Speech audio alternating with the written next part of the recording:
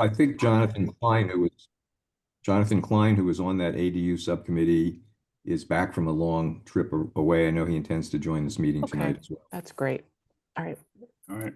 Good evening, everyone. It's time to get started. This is the Thursday, January 29th, 2026 meeting of the Brookline Planning Board. For those of you who are looking at the agenda, you'll note that what was intended to be our first item, the update on the Center Street parking lots, that is a discussion that has been postponed. We expect that to be rescheduled and heard at a different time. So the second item, the update on the potential ADU warrant articles, is our one and only topic for this evening. And with that, I'm going to hand it over, I think, to Tommy, who's the member of the planning board working with the group that's developing that warrant article, and he's going to make a presentation. Yep. Thanks, And Matt. let me just say that from staff, we have Maria Morelli here. We also have Emily DeHove, who is the Affordable Housing Officer. I don't know if you all know her, if she's come to other meetings. Some of you may know her.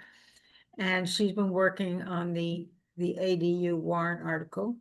And as you know, the committee has a version that they're going to submit. And then Dick Banka also has an alternative warrant article, and he is here tonight too. So I think it's actually fortuitous that the Center Street parking study update has been postponed, because I'm sure the discussion on the ADU will take a little bit of time, and we don't want to go too late. At least some of us don't. So with that, I'll turn it over to Tommy. Thanks, Polly. Thanks, Matt. And thanks to everybody for being here. And big thanks to all the town staff that worked on this. You know, they do a lot of the heavy lifting, so greatly appreciated. So since August, we have been working on getting together a new ADU warrant article for the town that will comply with some updates from the state. So the state updated its own ADU laws, sent us the town notice last year that our ADU bylaw from 2024 was not compliant with the state bylaw, and that we needed to make some updates. One thing that's been nice is the Commonwealth has been responsive to us throughout this process. We've had some communiques go back and forth to kind of check on some ideas we had. So I think we've, been able to avoid going down some rabbit warrens that would have led us the wrong direction because of that. Sorry. All right. So according to the state law, we have to allow protected use ADUs. So protected use ADU has a specific definition in state law now. So it's right in front of you here. Big high level takeaway is 900 square feet or half the gross floor area, whichever is smaller. And that has to be followed. We can't be more restrictive than the state law, according to the Attorney General's office. And we have two major issues with our current ADU bylaw in town. The first is we need to allow ADUs by right in accordance with the state's protected use ADU definition and laws and regulations. And then the second big issue, and I think this is the one that caused probably the most friction on the subcommittee, was the height and setback requirements. There is a more permissive zoning regulation rule that the state wants us to use that caused a little bit of confusion, and we'll get to that in a little bit, but I think we've arrived at a solid place. So here are some kind of key differences between our current ADU bylaw and what the state's attorney general is telling us about it. So we use the term single family dwellings. According to the state, it's not about single family dwellings, it's about a principal dwelling. Principal dwellings that are in single family residential zoning districts. So there can be duplexes, multifamilies, mixed use residential. If they're in a single family residential zoning district, by right, they can have a protected use ADU as defined by the state. Our current ADU bylaw says 950 square feet. State bylaw says 900 square feet. There's been a little bit of confusion about, I think, whether or not we can go up to 950 or if that would be a separate issue. We'll get to that as well. We currently have a requirement that principal dwelling or the garage that's being converted into an ADU exist for 5 years before applying. State AG says no go on that. ADUs are a protected use under Dover. Our maximum height we have set at 22 feet, 1.5 stories. According to the AG's office, that's also not okay because it's more restrictive than the height that would be allowed for another structure built on that parcel. So that's where we get back to that most permissive rule that we're going to run into. We have a privacy screening requirement that's going to be allowed, but not if it's going to prohibit or unreasonably restrict ADUs. So that may be a little bit more toothless than you might expect. The structure of how we described stairways, it's not okay. We can use common ownership, so we can require that the same owners own the ADU and the principal dwelling. But we also can't have our restrictions that we currently have on transparent operable windows near property lines. And another important note here is that ADU square footage is not counted when calculating open space requirements. So those are some kind of key differences that we were dealing with, trying to get rid of between our town bylaw and the state law. So anything that does not meet the standards of the state laws and regulations is unenforceable. So the regulations that we have right now in our town bylaw, to our understanding, hold no water, which is why we need the updated bylaw so we don't have kind of a Wild West situation where everyone's doing whatever they want to do and the town can't be involved. So this is the most permissive regulation guideline, and this is kind of the key issue that I think we focused on a lot in the subcommittee, and that I think some members of the public, were most concerned about, and that we tried to attack in a few different ways. So essentially, any requirement concerning the dimensions, setbacks, lot coverage, open space, everything, right, as you can see here, has to use the most permissive standard allowed on that parcel in its particular zoning district. So for us, that means in a zoning district where the principal dwelling could be, say, 35 feet tall, but an accessory structure could be built within 6 feet of a lot line, then an ADU, a by right protected use ADU, can be as tall as the principal dwelling, but can use the setback standards for an accessory structure. So a garage, shed, something like that. So we tried to attack that a few different ways, with maybe like a sliding scale was one thing we looked at, where the further you are from the lot line, the more bonus height you get. But my understanding is that the AG said no go on that, because as soon as you get within the setback envelope for an accessory dwelling and you say, well, then you have to be shorter than the principal dwelling, or as soon as you get within the setback for an accessory structure and you say, well, now you can't be as tall as the principal dwelling, that's more restrictive than the most permissive allowed guidelines. So we have kind of a skinny needle to thread there. So basically, anything that can be built on it, whatever is the most permissive of any of the regulations, dimensional regulations, has to be applied to the ADU.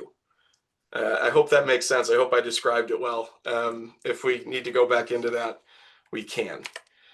So ultimately, after going back and forth for a while and going back and forth with the Attorney General's office, we as a subcommittee arrived at the conclusion that the Commonwealth has a real strong intent here, we think, to make ADUs as permissive as possible. It's my understanding, that the state Attorney General is aware of that issue of the most permissive, allowing, the height of a principal dwelling, but within the setback of an accessory structure, things like that. They know what they're doing and they want to intentionally direct policy that way. So after a few different attempts, we decided the best thing to do is to essentially go as close to the Commonwealth law and regulations for ADUs as possible. So that means we're going with the 900 square feet or half of the gross floor area, whichever is smaller, that this can apply to internal, attached, or detached ADUs, and that the height and setbacks will be the most permissive. We're not going to try to game that into being with our version of the Warren article. We didn't try to turn that into, well, maybe we can make it shorter here, or maybe we can give you more space here. We essentially tried to mirror what the state has done because we think that's what the state is looking for, and we'd like this to be relatively settled instead of having to keep going back to town meeting with different proposals, trying to find a way to put different restrictions on ADUs. One thing that we did change is the state law allows you to impose a parking requirement for an ADU if the parcel in question is not within a half mile of transit, so that's train or bus. But after we looked at a GIS overlay for Brookline, it became apparent that I don't want to say microscopically small or anything that's too hyperbolic, but it was a very, very small portion of parcels in Brookline that would not be within a half mile of a transit stop. And given that very small percentage of lots that would not be within a half mile, we decided to forego any parking requirement because it seemed kind of fundamentally unfair to the very small minority of lots that would then have to have parking if they added an ADU. So we excised the parking requirement. So one thing we did do to try to assuage some concerns about very, very tall ADUs very close to lot lines was to add a evidentiary step for a full height ADU, which cannot be used to deny building an ADU, but give someone who wants to build an ADU an extra step that they have to go through. So maybe just a little bit of friction in the process. So someone building an ADU taller than 22 feet, according to our proposed bylaw, would have to submit evidence to the building commissioner that that extra height above 22 feet is necessary for the use of the space as a protected use ADU. That doesn't empower the building commissioner to say, well, I don't find this evidence compelling, no ADU for you.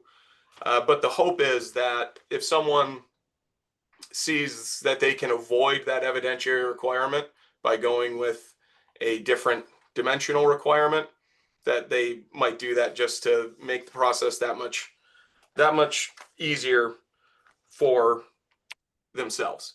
And then as to setbacks, this is straight out of the proposed Warren article, as was the last slide. So the minimum setback is going to be 6 feet because that is the setback that we allow for accessory structures. And we have to, according to the state, use that most permissive guideline rule of thumb.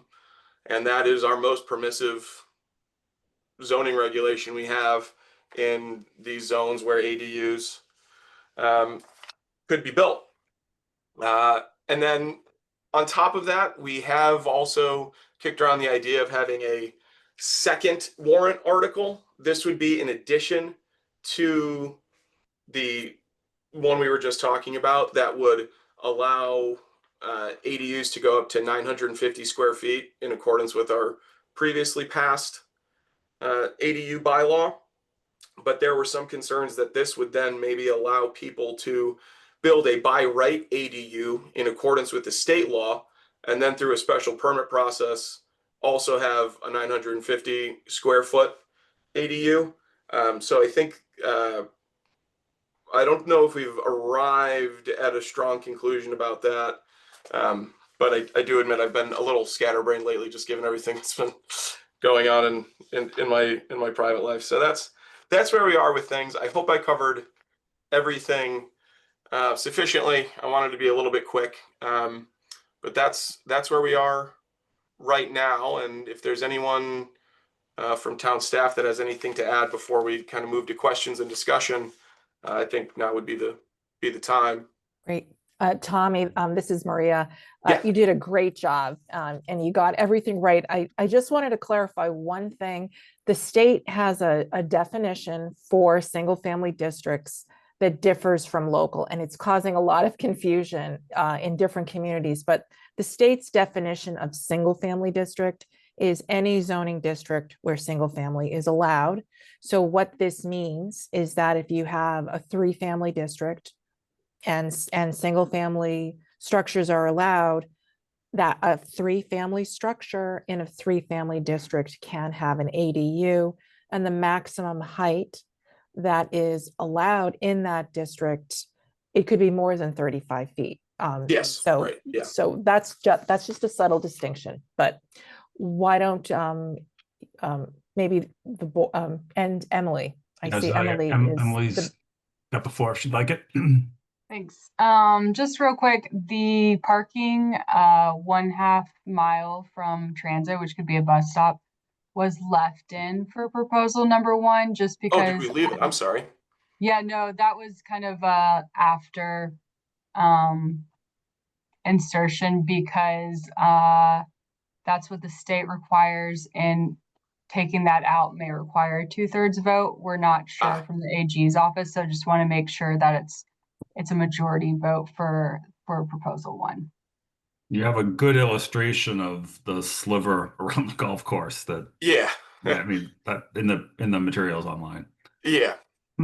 I have 2 questions to clarify, and it may be that you didn't intend. The last part where you said a second ADU up to 950, you're talking about the special permit would like you increase the ADU from 900 to 950, not that it's a second Yes. structure. Okay. No, well, no, but I guess some of the concerns that have been raised is that because you would go through a special permit process to get to 950 square feet, if you did that first, then under the state law, you could go back and have a protected use ADU that is the 900 square feet in accordance with the state law. So a third structure potentially on the property. Yes, Or correct. It could be connected, but Right, correct. okay. Yeah. And then my other question was, you talked about the evidentiary stuff. Is that not going to be ruled more restrictive because you do not need to do that for the principal dwelling? Yeah, so my understanding is that because it couldn't be used to deny it, it wouldn't be. But Yeah, that's what we are asking the Attorney General, and Jonathan Simpson, First Assistant Town Council, hasn't heard back in regard to that. The idea is that the premise is we want to make sure that the extra space is being used for the protected use ADU. So that's a singular or unique situation that principal structures in and of themselves don't have to go through. All right, thank you. Right. All right, all the planning board members had their hands up. I saw Blair go first, and then we'll do Stephen, Andrea, and Mark. I was not paying attention to the order, but just so you can prepare. Unmute, please.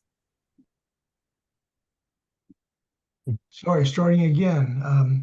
I had one question, which had to do with if you have an existing accessory building that's non-compliant with the setbacks. So let's say it's an existing garage that's 2 feet off the side and rear property line. Could somebody basically tear it down and put in or they could certainly convert it, I presume, but could they tear it down and then replace the ADU under like a Dover interpretation that you're not, you have a non-compliant use that you're not extending, but you're continuing? That's not one I'm sure I could answer. I think we may have talked a little bit about tear downs like that Yeah. during the meetings, but I don't know if I'm equipped to answer that question. Town Council is here, I think, prepared to Yeah. answer that. Blair, I'm John. sorry. Can you repeat your question? Okay, so let's say we have a non-compliant accessory building. It's a 2-car garage. It's 2 feet off the rear yard, 2 feet off the side yard. I presume they could rehab that and make it into an ADU by right. Could they tear it down and put a new building on that same dimensional slab, let's say, that was 2 feet off the backyard, 2 feet off the side yard, by basically citing Dover, that they're continuing a non-conforming use? It would seem to me the answer would be yes, but Probably would be a special permit. Dick Benka's waving his hand. I don't know if you're interested in hearing from him out of order. absolutely, sure, Sure. why not?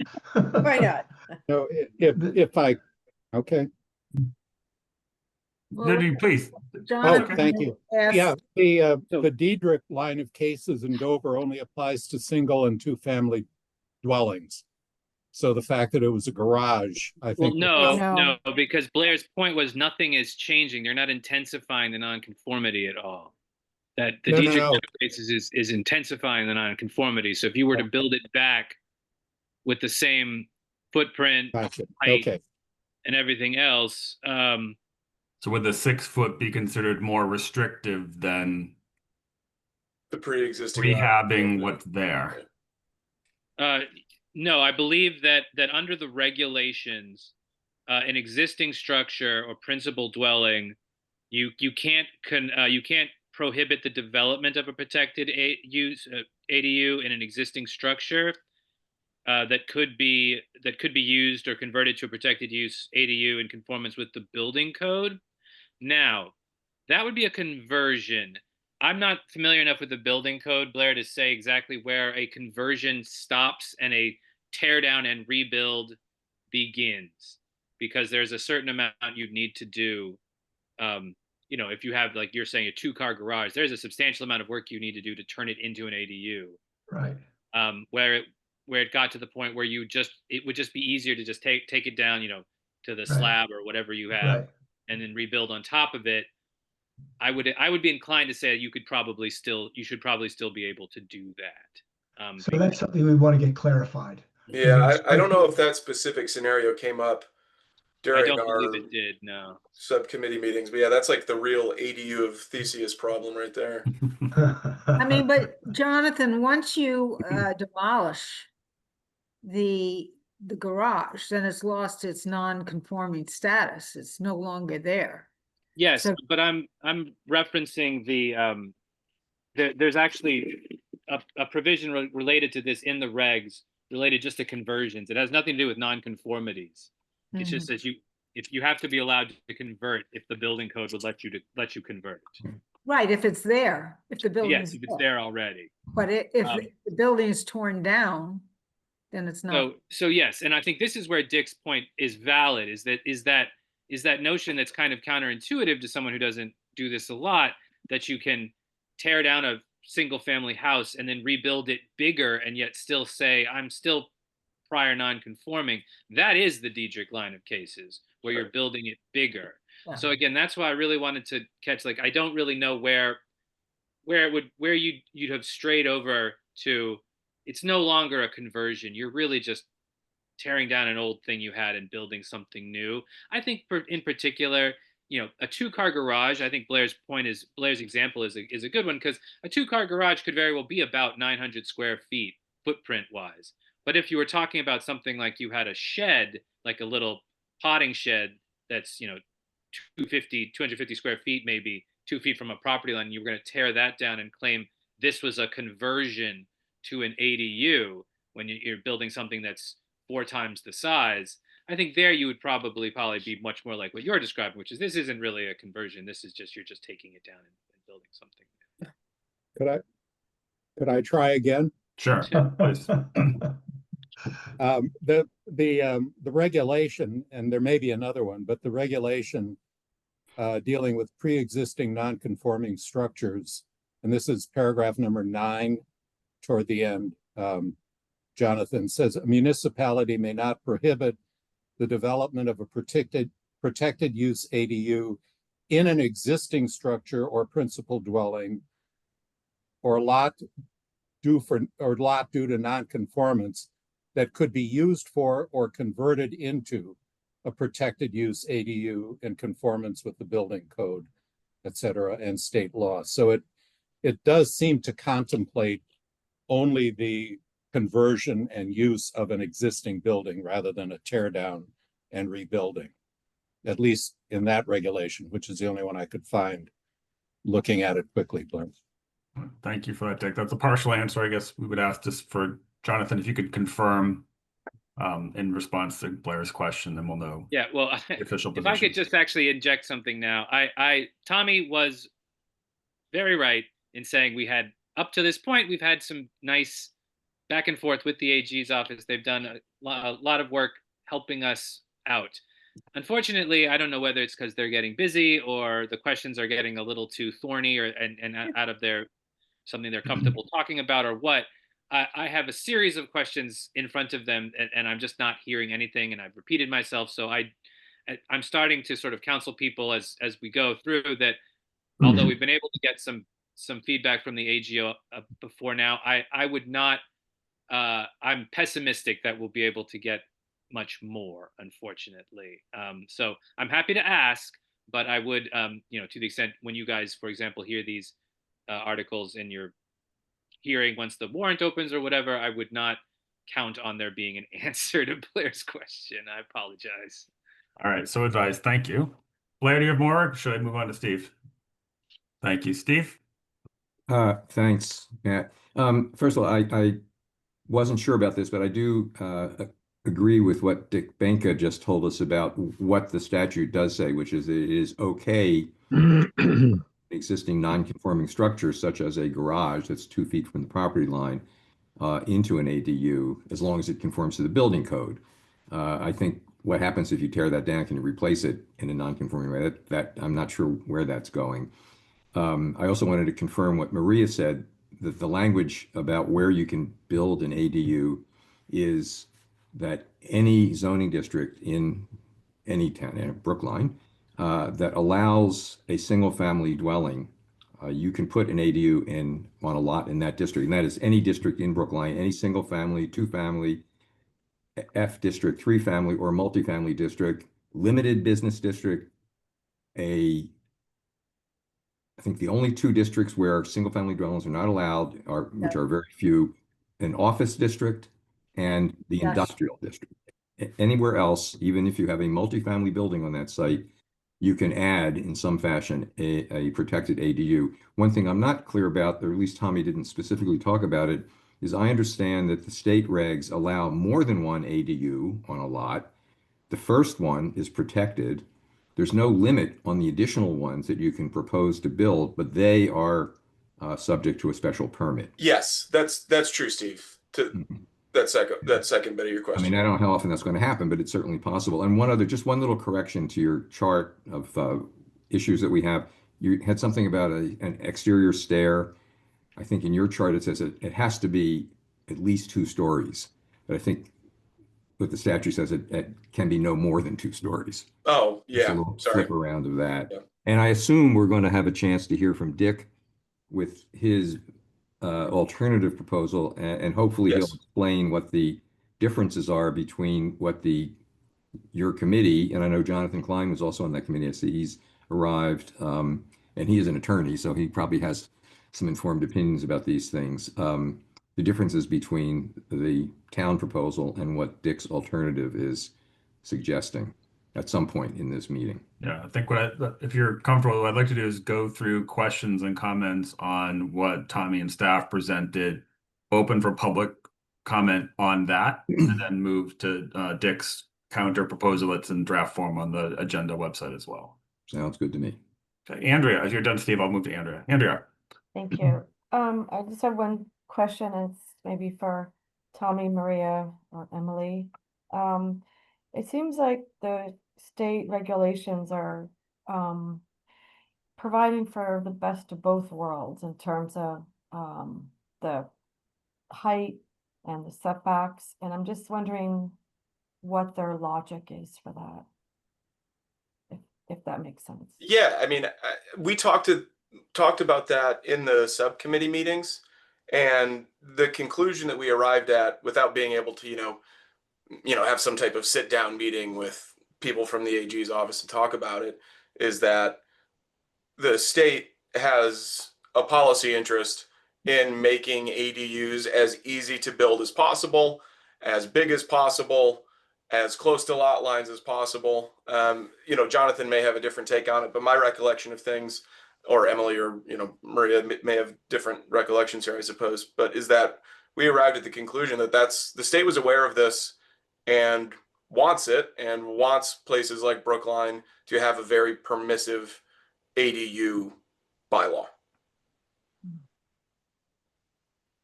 So I hope that answers your question, but I think it's an intentional policy choice from the state. I don't think it was a confused point for them. Mhm. Any just- follow-up, Andrea?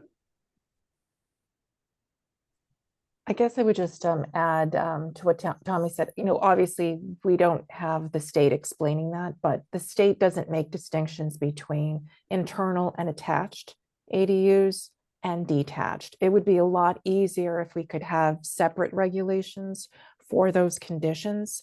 So they're treating them all the same. And I think the idea of the most permissive is to ensure that something is attached can be as tall as that of the principal structure.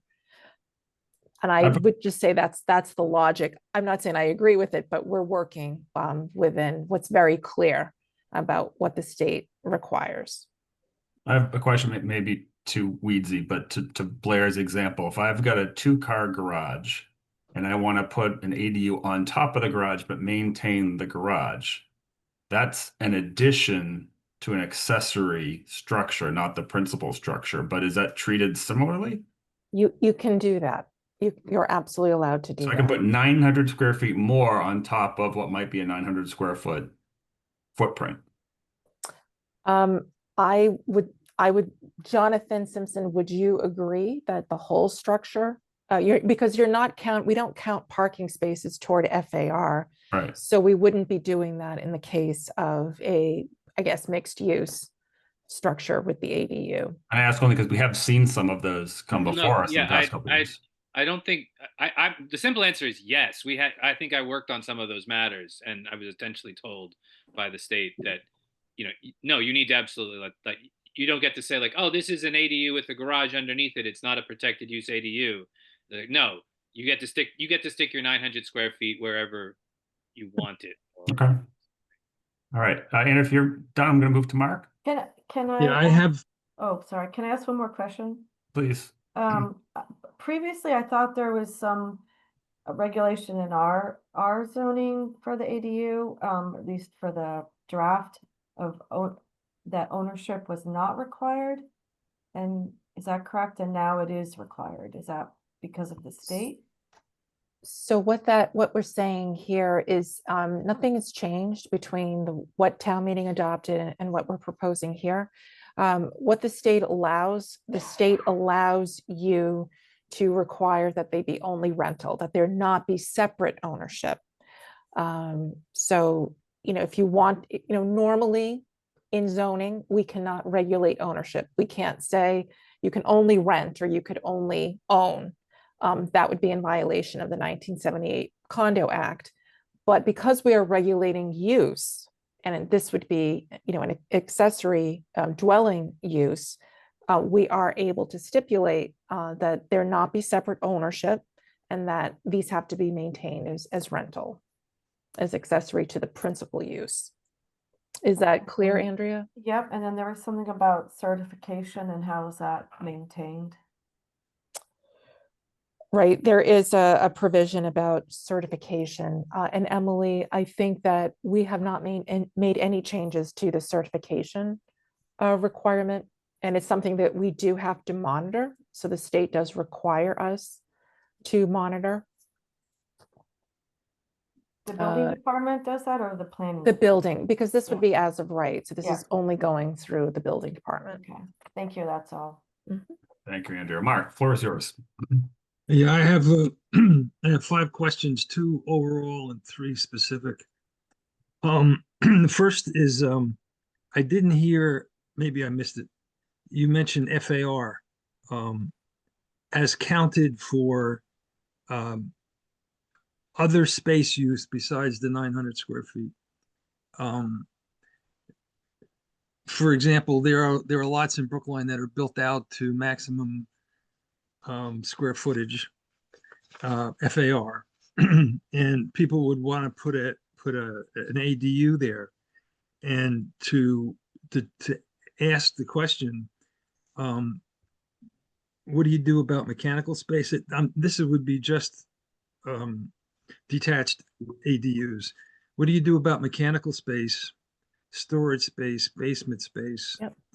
and other space related to non-habitable space that would be Right. part of a detached unit? That's Right. one With the gross question. floor area, I just want to answer that question. The gross floor area is defined in the ADU draft specific to ADUs because we have to be in line with the state. So there are some conflicts between our definition, Brookline's definition for gross floor area that might not be in sync with how the building code counts floor area. So we need to be consistent with how the building code captures. So there would be mechanical space and non-habitable space that could be built along with the 900 square feet. Because That would that's be, by- I'm not by- an expert on the building code. Yeah, So I think yeah. if we Okay. were to just circle back with the building commissioner and walk you through that definition, you would see what wouldn't be counted toward the, Well, we kind of know what wouldn't be counted, but the question is not necessarily how the building commissioner counts, square footage and FAR typically for any kind of permit, any kind of house that's built. And if he's doing it the same way for a 900 square foot ADU, then I assume you could have a basement, which is non-habitable space, etc. for that. Just a point. Excuse me, but the other 900 question- square feet of the ADU is not counted in the first place. We don't count the FAR in ADU at all. Isn't that correct? great. Right, but that's not I the think, point. That's not the point I'm making. Let me yeah, make I the understand point again. what he's at when Mark is I'm asking. saying that let's just say that you have a design for an ADU, a detached ADU that has a 20 by 30, 600 square foot first floor and a 300 square foot second floor. Okay, that's already larger than 22 square feet because you're going to have a roof structure unless you want everything to have a flat roof. Then, as part of that structure, you could have a basement, which would be non-habitable space. You need to have a mechanical room for heating, mechanical, etc. You know what I'm saying here? And as a result, this is additional square footage. So you could actually have 500-600 square feet in addition to your 900-foot ADU habitable space. Just a question. Yeah. And should it be organized? We don't have to debate this. Should it be organized in this update that you're looking at? The second question is, when are special permits allowed? For example, if you look at certain situations, and I think we already talked about this, Maria, if you have a through lot, which basically has frontage on two streets, especially in the S40 district, you wind up with a 60-foot setback for the front yard or the rear yard of the ADU if the ADU is in the backyard of a through lot, which requires a 50 or 60-foot front yard setback. So is that an issue related to special permit, and would that be throw it into a special permit or not? Well, and Mark, then- I can. Oh, sorry. If you want to finish all your questions, and then Yeah, and then answer. and then the other question is that if a ADU is not if it's not conforming to dimensional requirements, does it just push itself right into a special permit situation because it doesn't meet the dimensional requirements, even if it meets the 900 square foot requirement? Those are questions. Okay, can I just go back to your the basement question, because I want to share my screen and pull up the regulations, and because it has something here that I think is really important. So gross floor area, this is how the regulations define it: the sum of the areas of all stories of the building, compliant ceiling height pursuant to the building code, including basements, lofts, and intermediate floor tiers. I'm just skipping around, but excluding crawl spaces, garage parking spaces, attics, and enclosed porches and similar spaces. And the reason why I pulled this up, because you said you could have a basement. And so from what I'm reading here, you would be including the basement in the calculation of GFA for the ADU. And I'm going to stop sharing that so we can Yep. get to your other questions. And that text is specifically underlined as added on page 2 of the draft. Yeah, Correct. So that's Yes. there. Yep. Yeah. Yes. we That's just right. took that straight out. Popped Right. up. I think your last question, Mark, had to do with special permits if you don't have compliant. If you don't have, let's say we have the 6-foot side and rear, and someone is coming in with an ADU with 3-foot setback side and rear. Are you saying that they would be pursuing a special permit in that case? Is a special permit allowed? That's what I'm asking. So we do allow section 5.43 to apply, but I would think, and I'm not the lawyer here, but I would think that if I were an attorney representing my client, I might exercise my client's rights under Dover. So it's something that, they could end up at the ZBA, but it might be a different legal mechanism and not 543, the special permit. It just might be exercising your rights under Dover. But I'm going to try to catch Jonathan Simpson's eye to see if I said anything, if that sounded right to him. I think I lost the thread a little bit a while back. That's why you saw me looking through the various drafts. So You want me to reiterate the question? yeah, can you say it again, Mark? I apologize. So the question is that if the ADU is allowed, Yes. and the ADU basically meets all the other requirements except for dimensional requirements like setback, height, that sort of thing, because it's a 2-story ADU and it can't be 22 feet. Is there a special permit process? Question. Okay. To allow that. So the height, I think that's what tripped me up. The height, there's no 22-foot limit in the proposal that Tommy makes. Where did that come from? I heard that somewhere. You can go up to 22 feet. You can go to 22 feet, but if you want as of right, and you can go higher as of right, but if you want to go higher than 22 feet, you need to just tell the building commissioner why. You can't say no, but you do need to do that, and you would need a special permit to get out of that requirement. I don't think the one is available. Setbacks, though, are a more valid question because there actually is a limitation. It's the most permissive, but that is still a limitation. And 5.43 could theoretically let you go down to 0. So yes, that would still be available if you wanted to put your ADU even closer to the property. It would be available under the subcommittee's proposal. Dick's proposal, which we'll discuss in a little bit, takes out that availability. Which is itself a question that I don't know the answer to, whether I don't believe you have to allow ADUs the same rights to special permits, like additional relief. I believe once you've given them the exemption that the statute requires, I think that's all you have to do, but I could be wrong there. So as Maria was saying, someone could then say, no, this is an exempt use, that's an unreasonable regulation, you should be letting me seek additional relief. But I think the town could probably defend that. Yeah. A specific example would be a through lot that has a 60-foot setback for the front yard.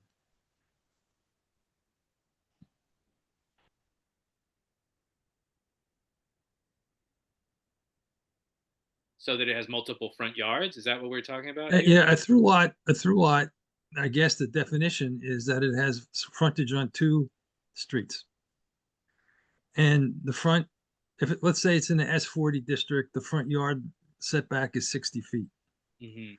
The rear yard setback is less than 60 feet. However, if you put an ADU in a backyard and you interpret the setback requirements as the amount of setback that's on either side, left and right, of the lot where you're putting the ADU unit on in the backyard, but now it's facing or it's near this other street, and by definition of our zoning bylaw, you need a 60-foot setback for that detached ADU, which kind of pushes it back up right next to the main house. And let's say that you didn't want to do that. So the question is, does that apply, or is that a special permit situation, or what do you think? This requires a handle of this is a building commissioner question, because I think what I would go to is we don't allow accessory structures into front yards at all. Right. So I would ask him in that situation with the through lot, if that person, leave ADUs out of it, if that person wanted to build an accessory structure, would they be able to? Because if all you had is front lots, the answer would be no. So I would say, if he could tell me how you'd build an accessory structure on that lot, I would say that's the setback the ADU gets to enjoy. So maybe I could see it being like the owner gets to pick, and one of them's the rear yard, and you could go 6 feet away from that one, which would be a bit of an incongruous result, I think, as you just described, Mark, because then you'd have an ADU potentially 6 feet if it was because an accessory structure can be 6 feet from a rear yard lot line. If it was 6 feet from a street, I think that would not be the set way. I haven't seen that in any of the mock-ups that the state's handed out, needless to say. Well, I don't think anybody would build anything like that. It's just that question is, where do you place it? And if you can place it, is that would that be governed by just a special permit process? In the subcommittee's proposal, yes. But I think the real question would be, when do you even need to bother with a special permit? Do you have a stronger argument that no, the exemptions and the regs let me just do this as of right? But I think you could, to the extent you couldn't, in the subcommittee's proposal, you could still use 543 to get setback relief. I've lost track, Mark. Did we get all 5 questions answered? Yes, as a matter of fact, we did. Thank you so much. Appreciate it. Linda, before I move to public comment, do you have anything? No, not yet. All right.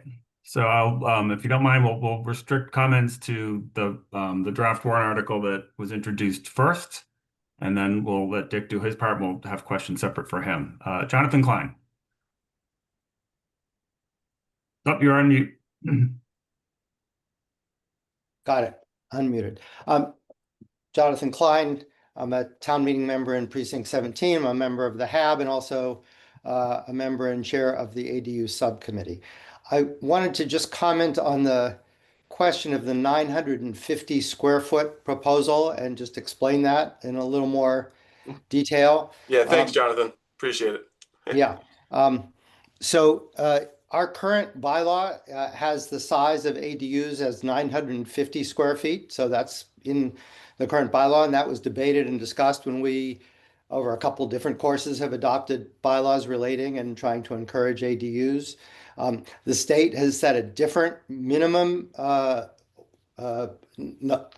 for ADUs of 900 square feet for a protected use ADU.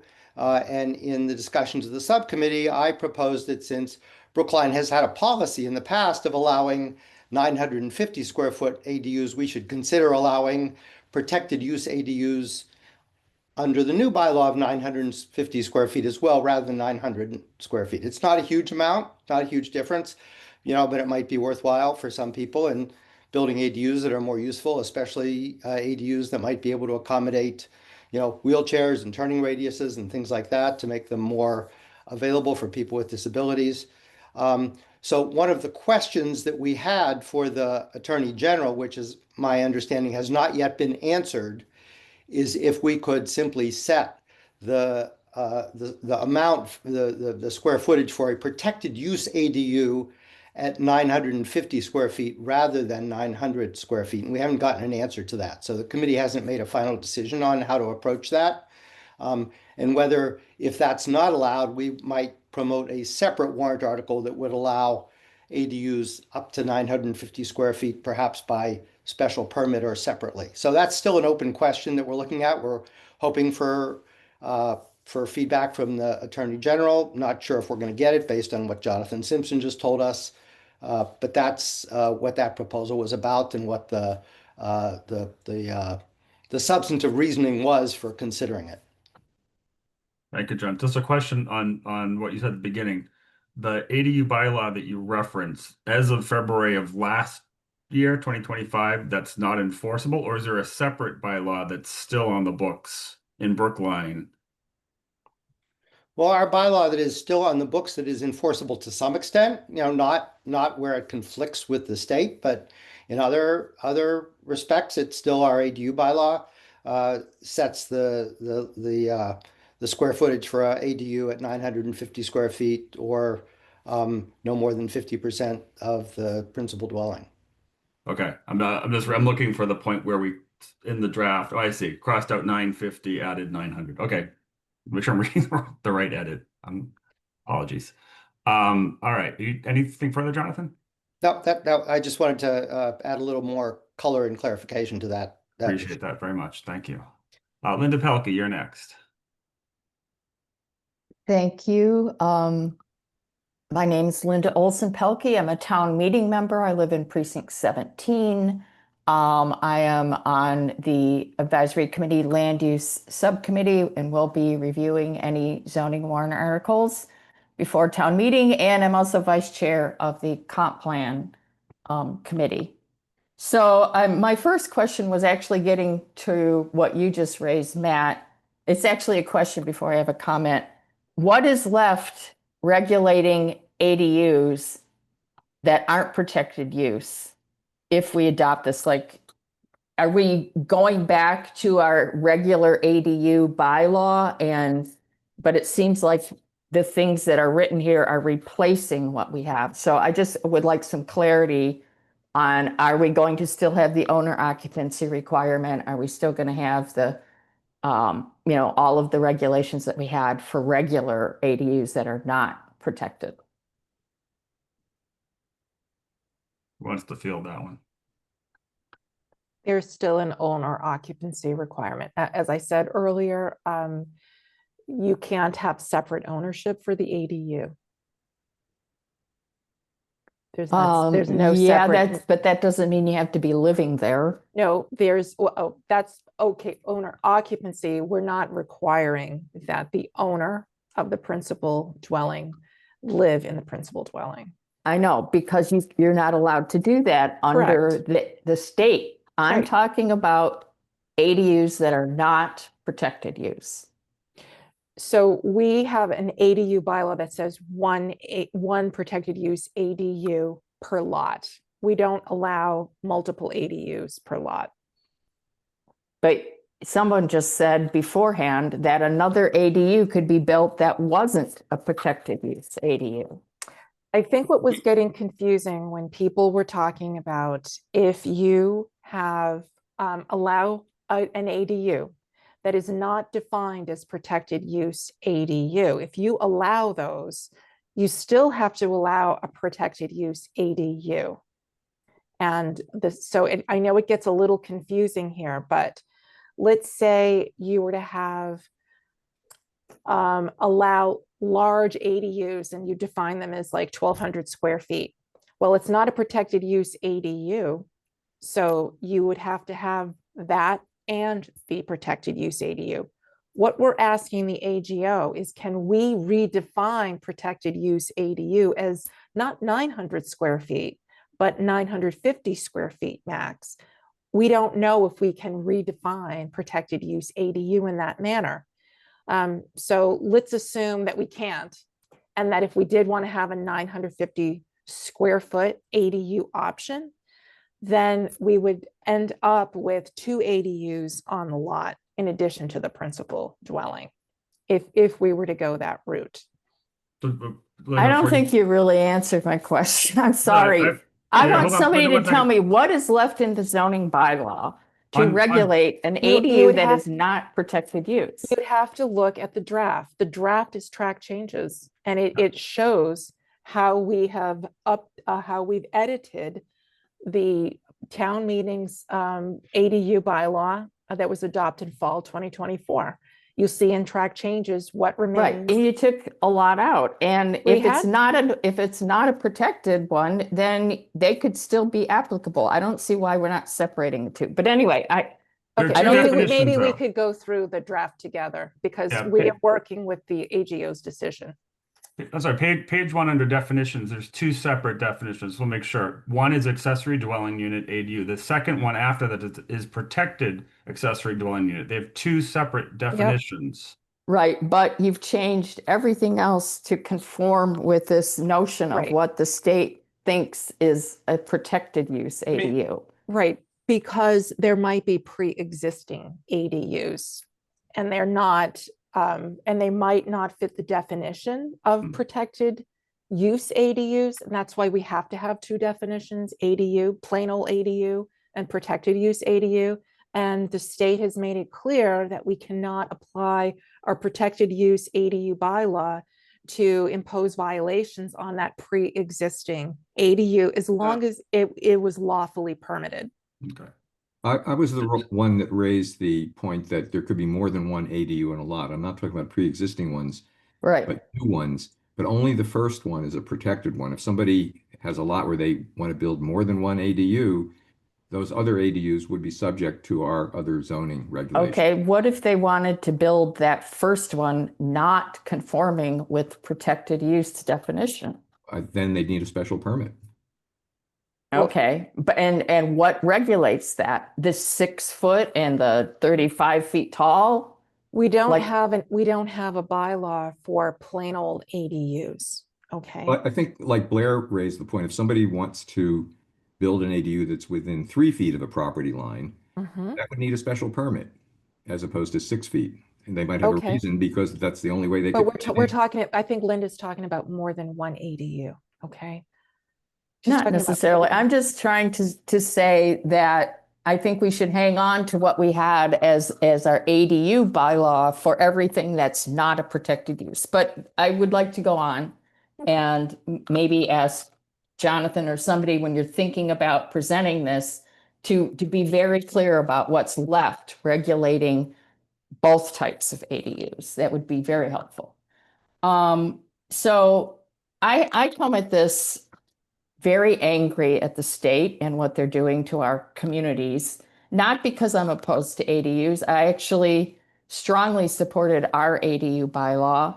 I just think the absurdity of these being allowed in all of these different zones with these very, very, very minimal, almost non-existent protections, it is just really unfortunate, because this is going to be gamed and utilized by developers. It is no longer really geared towards homeowners, because there's an incentive to do this as a developer and build a building and build another one, and then you've really maximized beyond what our zoning allows.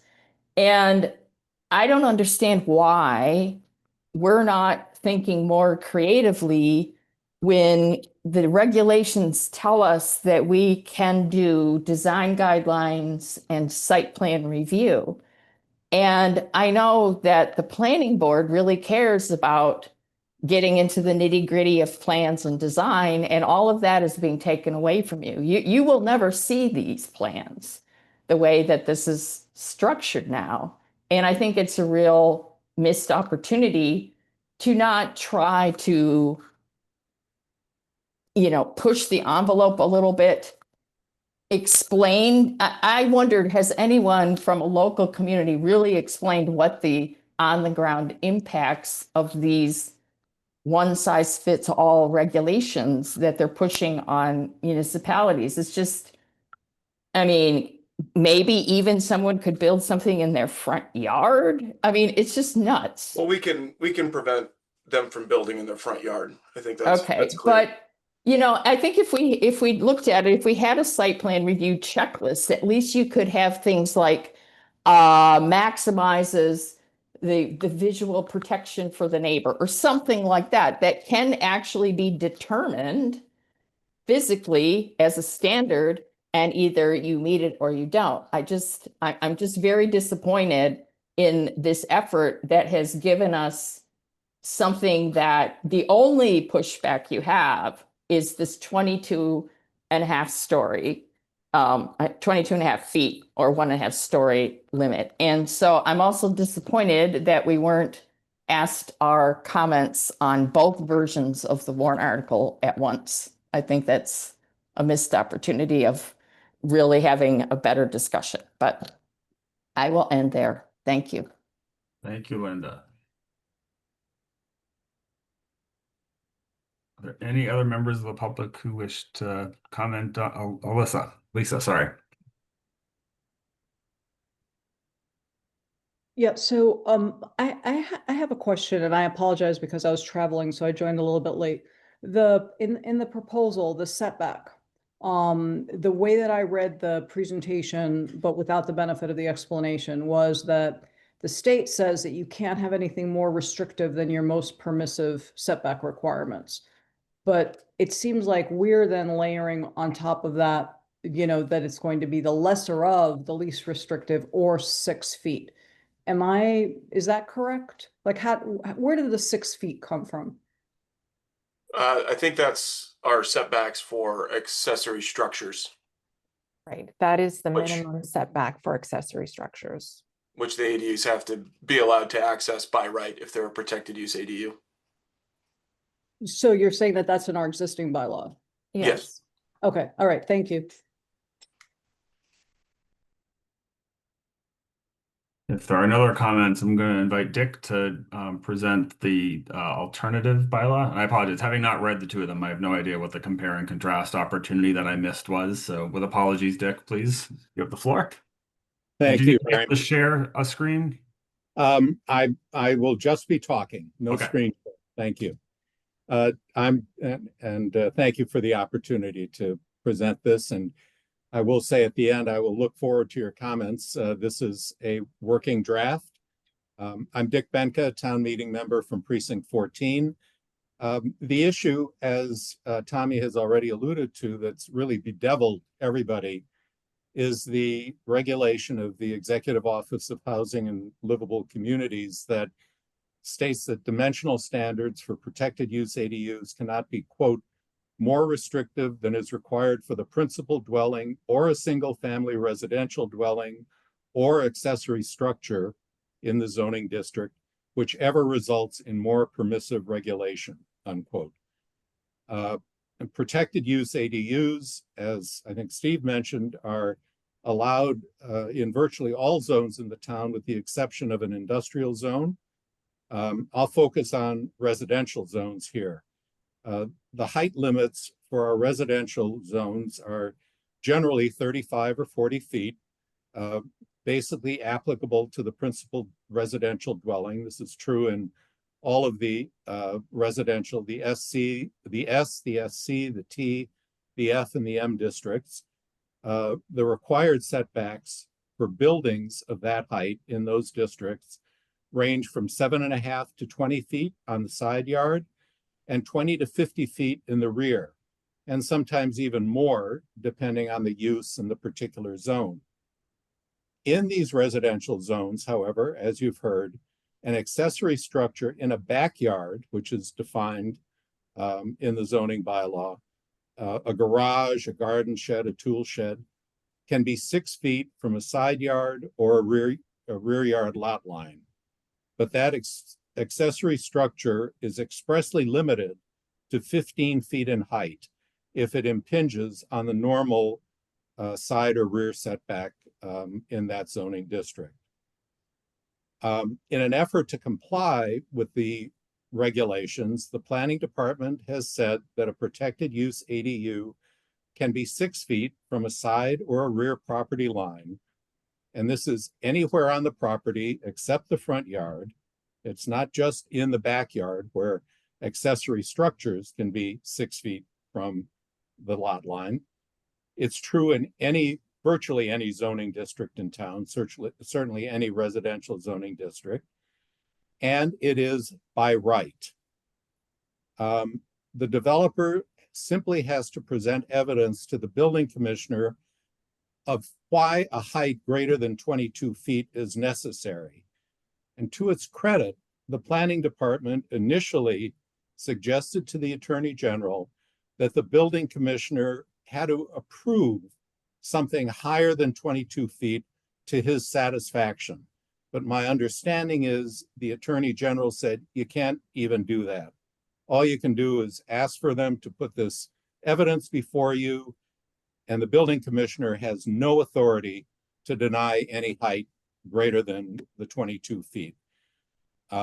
So effectively, a developer is by right allowed to build 35 or 40 feet as close as 6 feet to adjoining properties anywhere on the property except for the front yard. And in my view, this totally undercuts our zoning bylaw.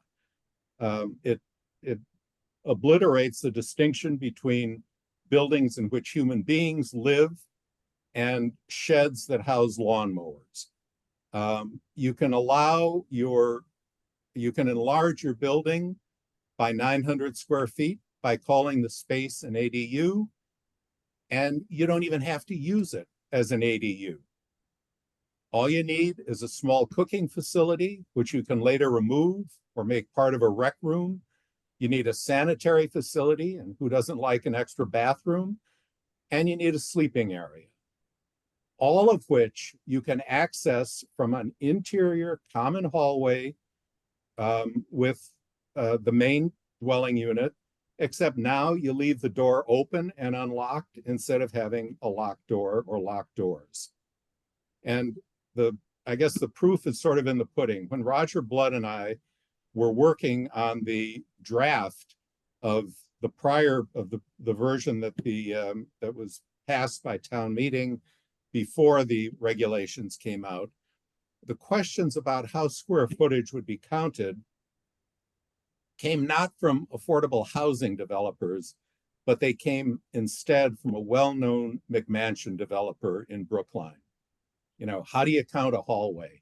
What about a stairway? If it's an exterior stairway, if I enclose it, how much of that is counted, and so forth. So this bylaw really does sort of open the door to abuse as it's drafted. So what do?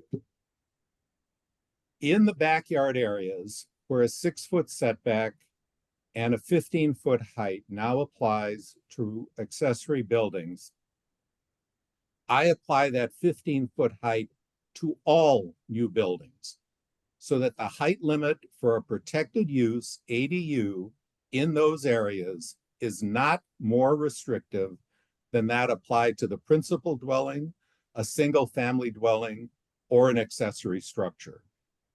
I seek to comply with the EOHLC regulation in that way. And in fact, the draft that I propose goes even further in order to encourage protected use ADUs. My proposed by right height limit for protected ADUs in those areas is more permissive than 15 feet.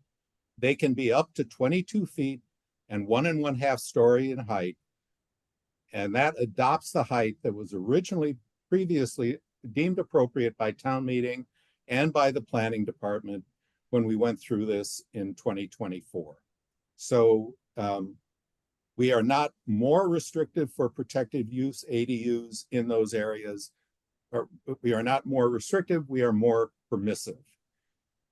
To ensure that we're creating actual housing units, I include a required certification that the additional space will in fact be used and continue to be used as an accessory dwelling unit unless otherwise released by the ZBA, and that certification is recorded in the Registry of Deeds.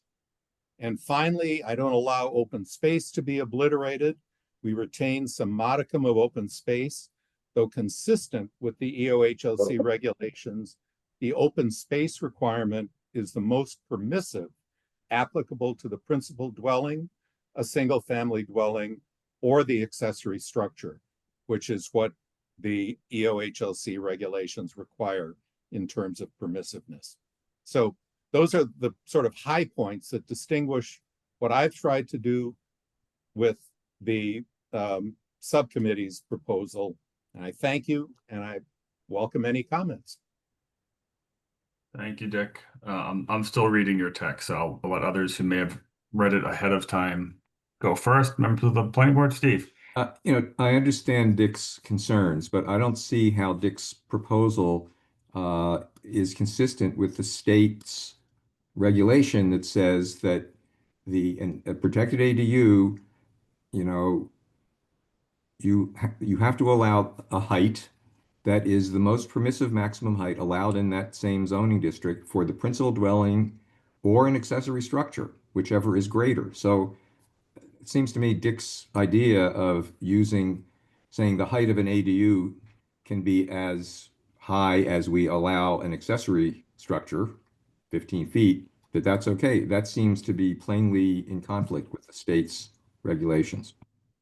Although I understand your concern about big buildings 6 feet from side and rear yards. I mean, I might mention that there has been another way in Brookline zoning to do this, and there are two examples on Aspinwall Street, just a little way off of Kent, two properties that back up to Northeastern's playing field, where there are existing large 19th century carriage houses that are very close to the side and rear lot lines, have recently been converted to dwelling units, not using the ADU bylaw, but another section of Brookline zoning that allows this to happen.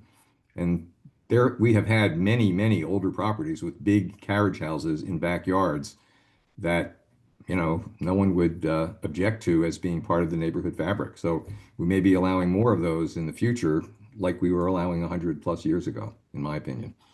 So if I could respond, Steve. Please, yeah.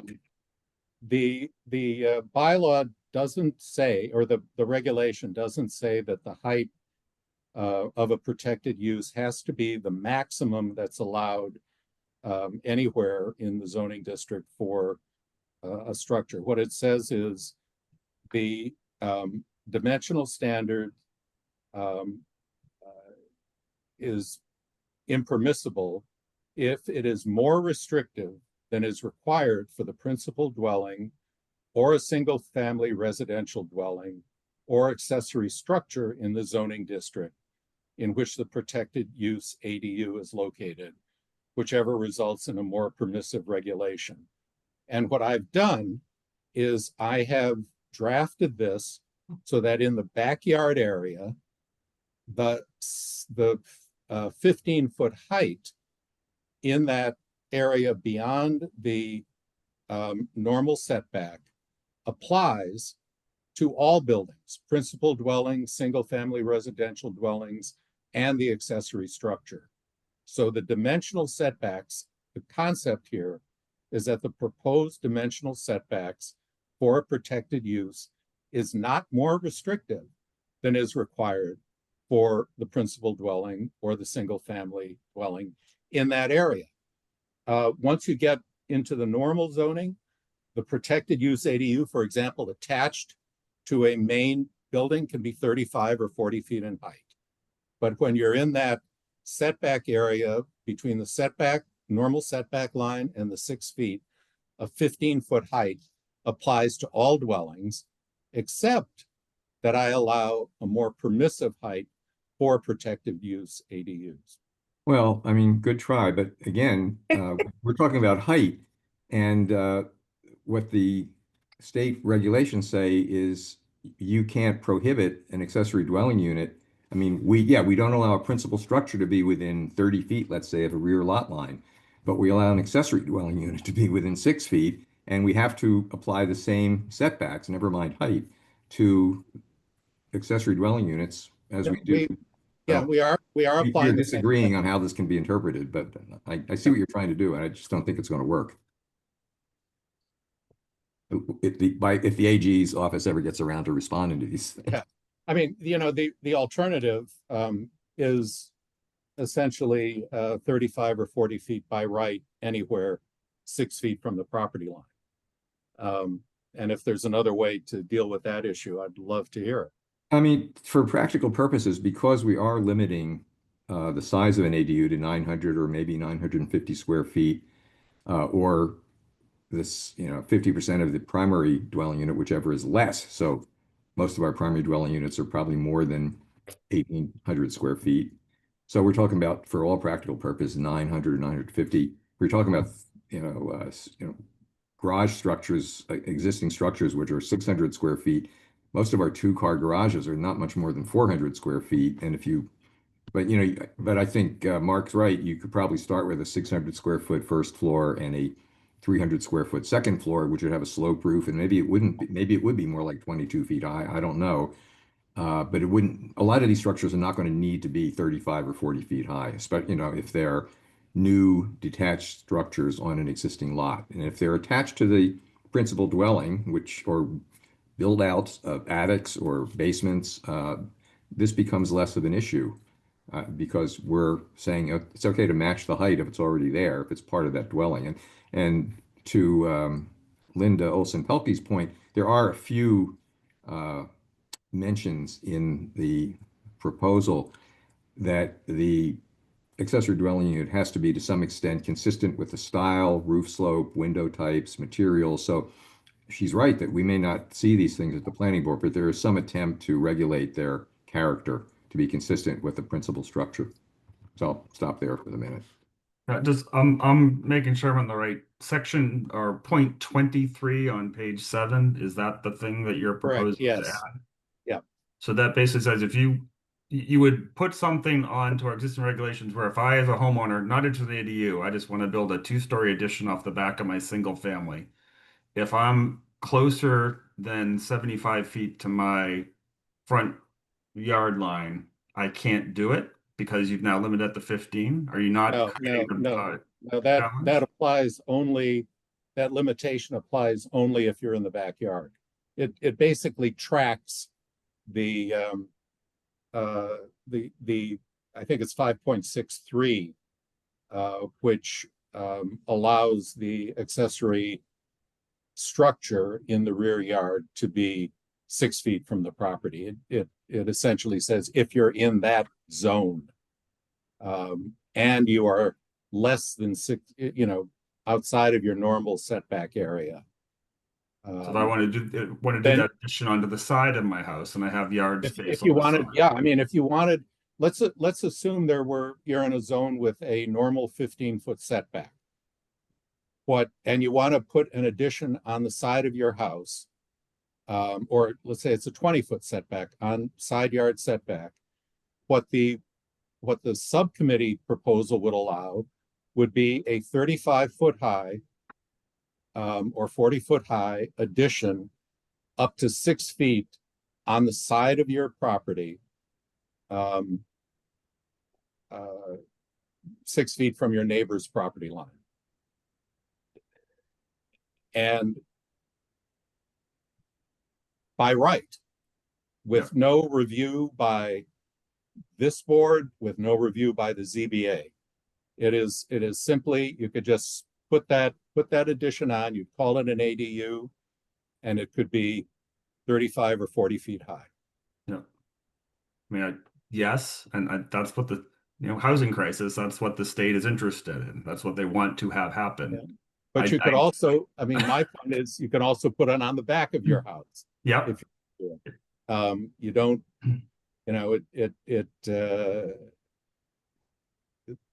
the goal is that you not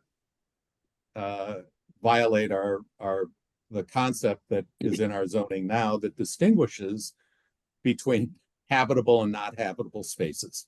Yeah.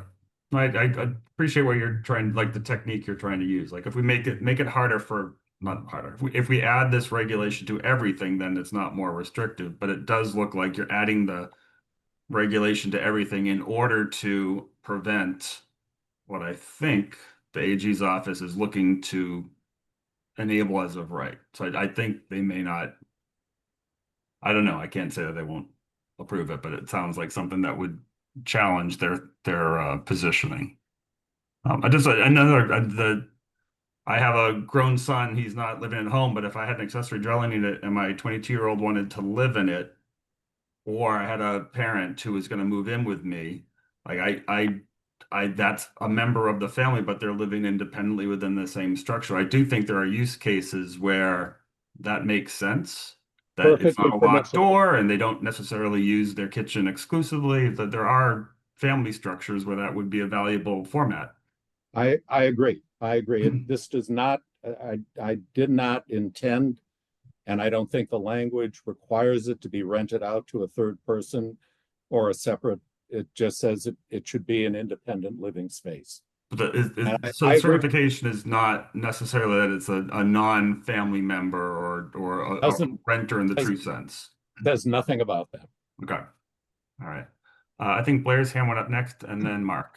I think I just wanted to get back to, I think what you just said, Dick, which is how do we kind of monitor this addition so it's actually an ADU in use rather than someone goes in, is, I think if I got you correctly, what you were saying is someone goes in and makes a building permit for a quote ADU, but the actual purpose of it is a new rec room, an extra bedroom, new bathroom, but it's really just to expand their habitation and take advantage of the reduced setbacks that an ADU would allow.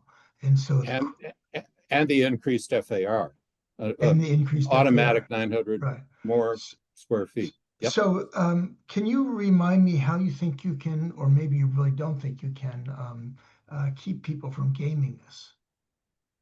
Well, the effort is it's numbered paragraph 12 at the bottom of page 5 was the best that I could come up with to deal with that. And it says that somebody who is seeking to get to develop a permit for a protected use ADU and a C of O shall certify to the building commissioner that the protected use ADU will in fact be utilized and continue to be utilized as a separate and independent dwelling unit unless subsequently authorized by the Zoning Board of Appeals, and that certification then gets recorded. I see. And so I will say that there really is, there are two issues in my background working on zoning with the town that made me sensitive to this issue. One was the issue a number of years ago where developers would have unfinished basement, unfinished third floor space. It would not be habitable because it was unfinished, and they'd get a C of O, and there'd be hundreds of square feet. They would get a C of O and they would immediately turn around and finish that space. Right. And I chaired the committee that put section 5.22 into the zoning bylaw. And the way we addressed this issue at the time was there would be a 10-year waiting period before you could do that. And that passed muster with the Attorney General. But it certainly made me sensitive to gaming the system in order to gain additional floor area, which clearly sells.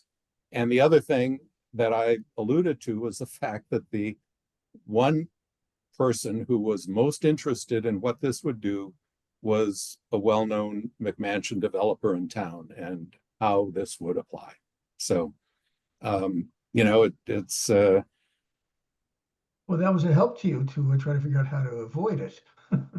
Well, that certainly made me sensitive to the issue, which is why this provision is there. And you know, as I said, this is a working draft. I'm happy for another suggestion that would accomplish the same thing. I'm going back and forth. Did I can't find it. Did I see that in the draft warrant article that Tommy, that you presented, did we strike the 5-year waiting period because that was directed by the AG's office? Yes. Yes. So, That's my and, understanding. and we've actually seen one in the past couple of months, right? A proposal to build a new home with an ADU in the basement as a single proposal built at the same time. Right. So essentially the sales pitch is you have an income property when you buy this house to help you afford this house. That was Yeah. kind of the structure of that. Yeah, Matt, I was going to mention that same project where, you know, that developer was basically subdividing a lot and building, in effect, 2 McMansions on large lots and building those primary dwellings, maxing out the allowed floor area ratio, and then including in a basement in each of the 2 houses, a 750 or so square foot ADU. And so I don't know whether you'd call that gaming the system. And in a way, it was a little bit irksome, but frankly, you know, what's the harm? I think we're getting a couple of additional, that sounds like Dick's idea of gaming the system. And maybe, No, I don't know if it's the same developer that was talking to you. I doubt it actually. I'm not going to name names, but I don't care, but you know, yeah.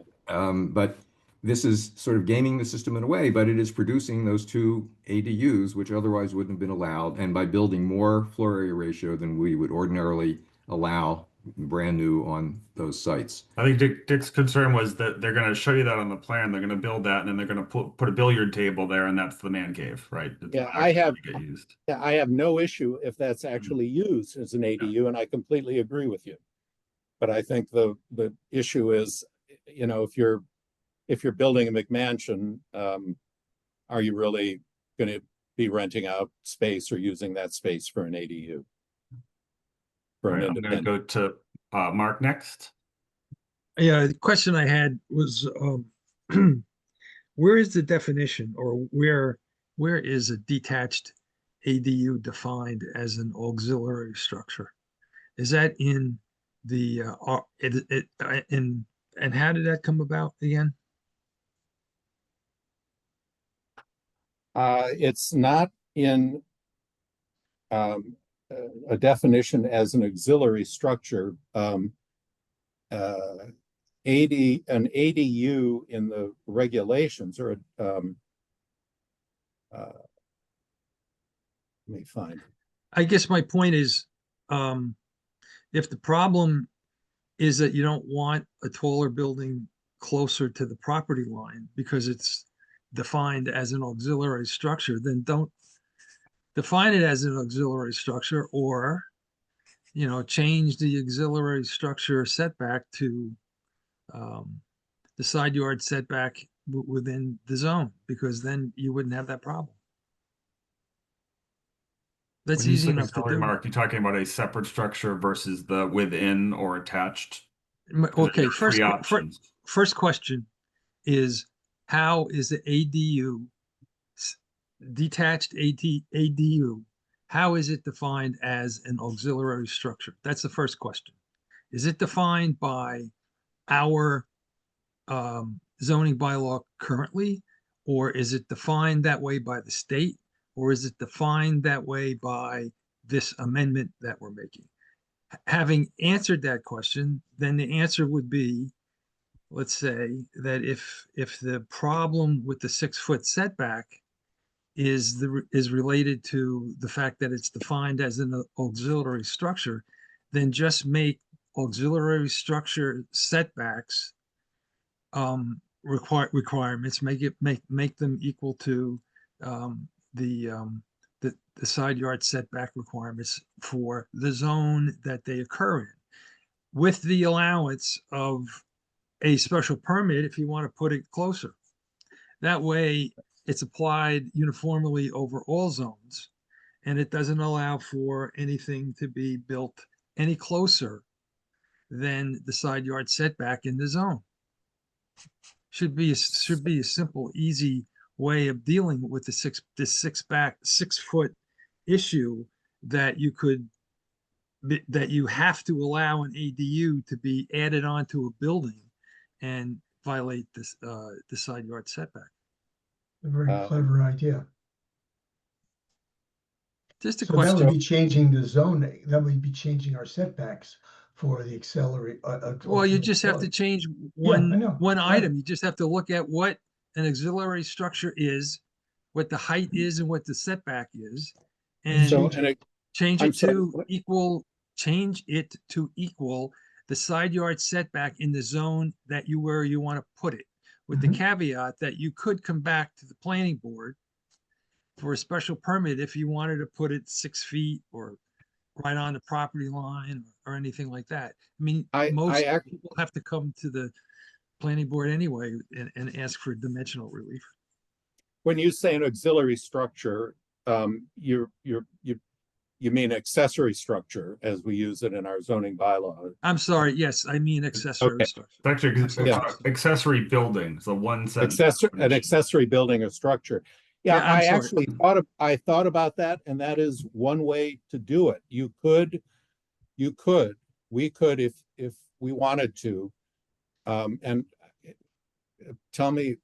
please tell me if I'm understanding you correctly, that you would get rid of the language in 5.63 and 5.73 that say that an accessory structure can be 6 feet from the neighboring property line.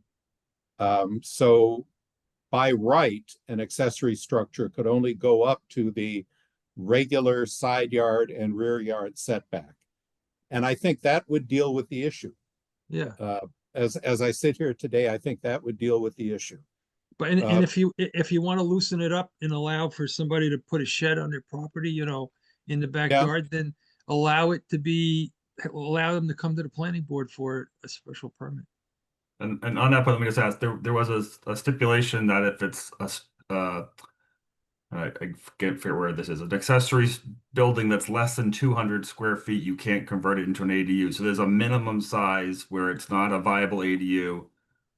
I could imagine structures of 200 square feet or less can be within 6 feet of the property line because they can't be converted to an ADU. Yeah. It's an interesting, how do people react to that? As to deal with this issue. You'd end up with a lot of grandfathered in, you know, non-conforming existing structures, which would still be converted, but you wouldn't create new ones.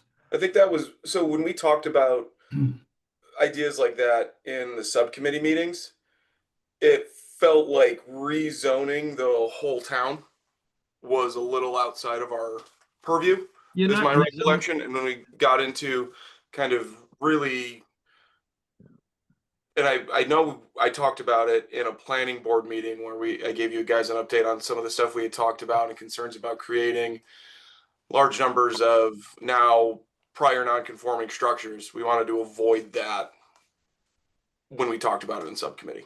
So that's part of why we didn't go down that path on the subcommittee version. It's interesting. All right, I'm gonna just round out. Mark, you finished with your questions? Yeah. All right, thank you for that. I'll go to Andrea, and then Linda and Tom. If you have more, we'll go to you after Linda. Okay. Andrea. Okay, so in let's see, it's number 4 on page 5 of the warrant article about exterior appearance. And it has a few bullet points for that. If those are sort of subjective, I guess they're guidelines, and they cannot be enforced, or can they? And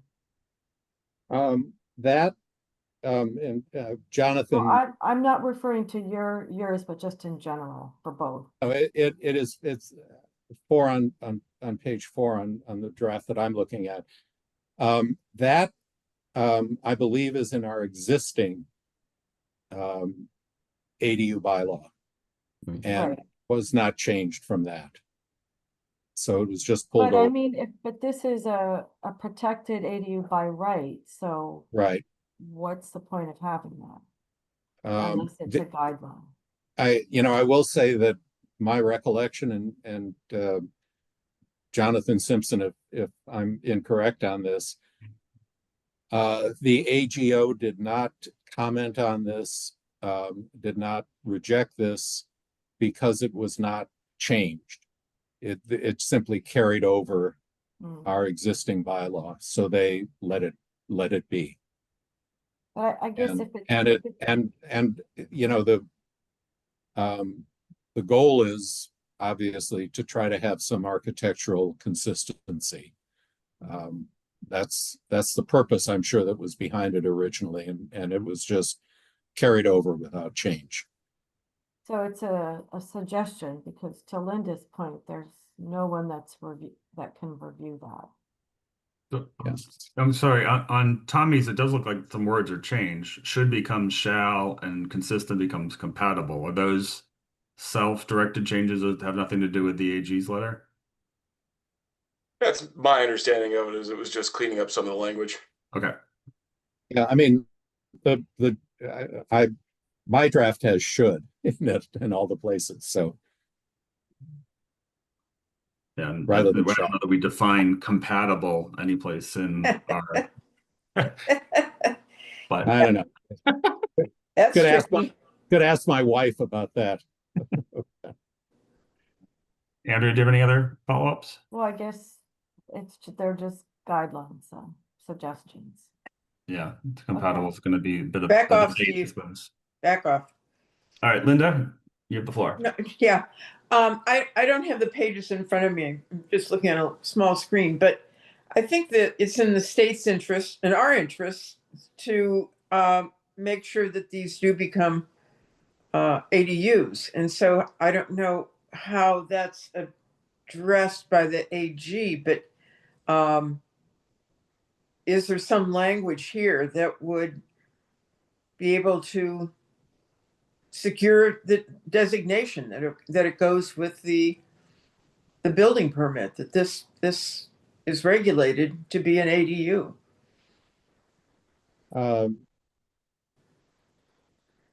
Yes. And I think this may well be in both. If I understand your question correctly, there is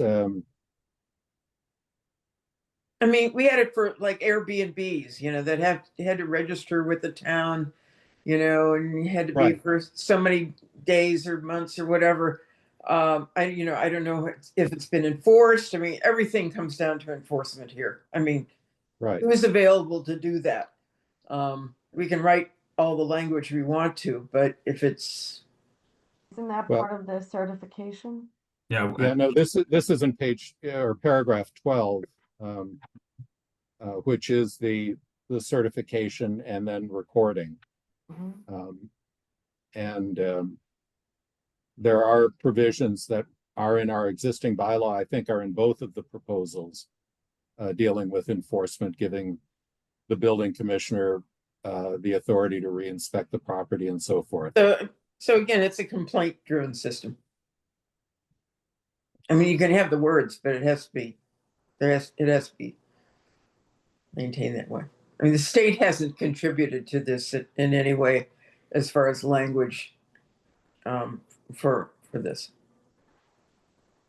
No, the only thing that the state requires, which I did add to 17, was that the town has to keep a record of each protected use ADU and for which it's issued a C of O, and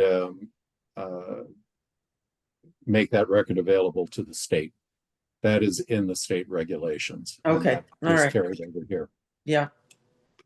So the normal certificate of occupancy process doesn't necessarily have that granularity, right? The project was built in compliance with the building code and zoning and is suitable for human habitation. It doesn't distinguish that it's a separate tenant space, or I'm curious if it could be something that we integrate into that process, which is going to happen anyway. Rather than a separate process, it's part of this certificate of occupancy for an accessory dwelling unit is some acknowledgement that it is a unit that will be rented or occupied by, I don't know how you would do this, because it could be a family member. I don't know. Yeah, I don't know either. Well, just that it is maintained as a separate dwelling unit. Actually, the language in Dick's version is more, it has been elaborated on. That same, a sort of less specific version of this is in the main draft, but it's been struck altogether. And Dick has maintained it, but made it more specific. And I'm not sure I disagree with it. I mean, I don't know that this is anything other than an attempt to certify that ADUs be used as separate independent dwelling units. Which I suppose that does meet the spirit of what the state's looking for. They want to create more housing units. Yeah. Not Yeah. used as a housing unit, what's the point? So this is a way to confirm that that's what it's going to be used for. Yeah. Yeah. I mean, I think this could be worth pursuing. If I could just interrupt on, as a member of the subcommittee, I like Dick's idea there, and it's not in the subcommittee's draft, but I think the subcommittee should consider adding it. I think the idea of having some assurance that it's used as a housing unit, whether it's for a family member or rental or however it is important, and that it doesn't become a game room. So I think it will be hard to enforce, but I think some kind of statement, that's a certification that's recorded and that someone could later go back to and look at if they feel like there's an abuse is a worthwhile addition. So I appreciate that suggestion, Dick, and I know you made it before and we didn't come back to it, but I think it's worth coming back to and considering as part of the draft. Thank you, Jonathan. Before I open to public comments, Tommy, did you have anything on this alternate version that you wanted to share? No, I think I guess it's kind of caught up in our work on the subcommittee. So I think the differences and the reasons for them I addressed. But so no, I don't have anything too much. Well, I guess one thing I want to add as to making sure that ADUs are actually ADUs.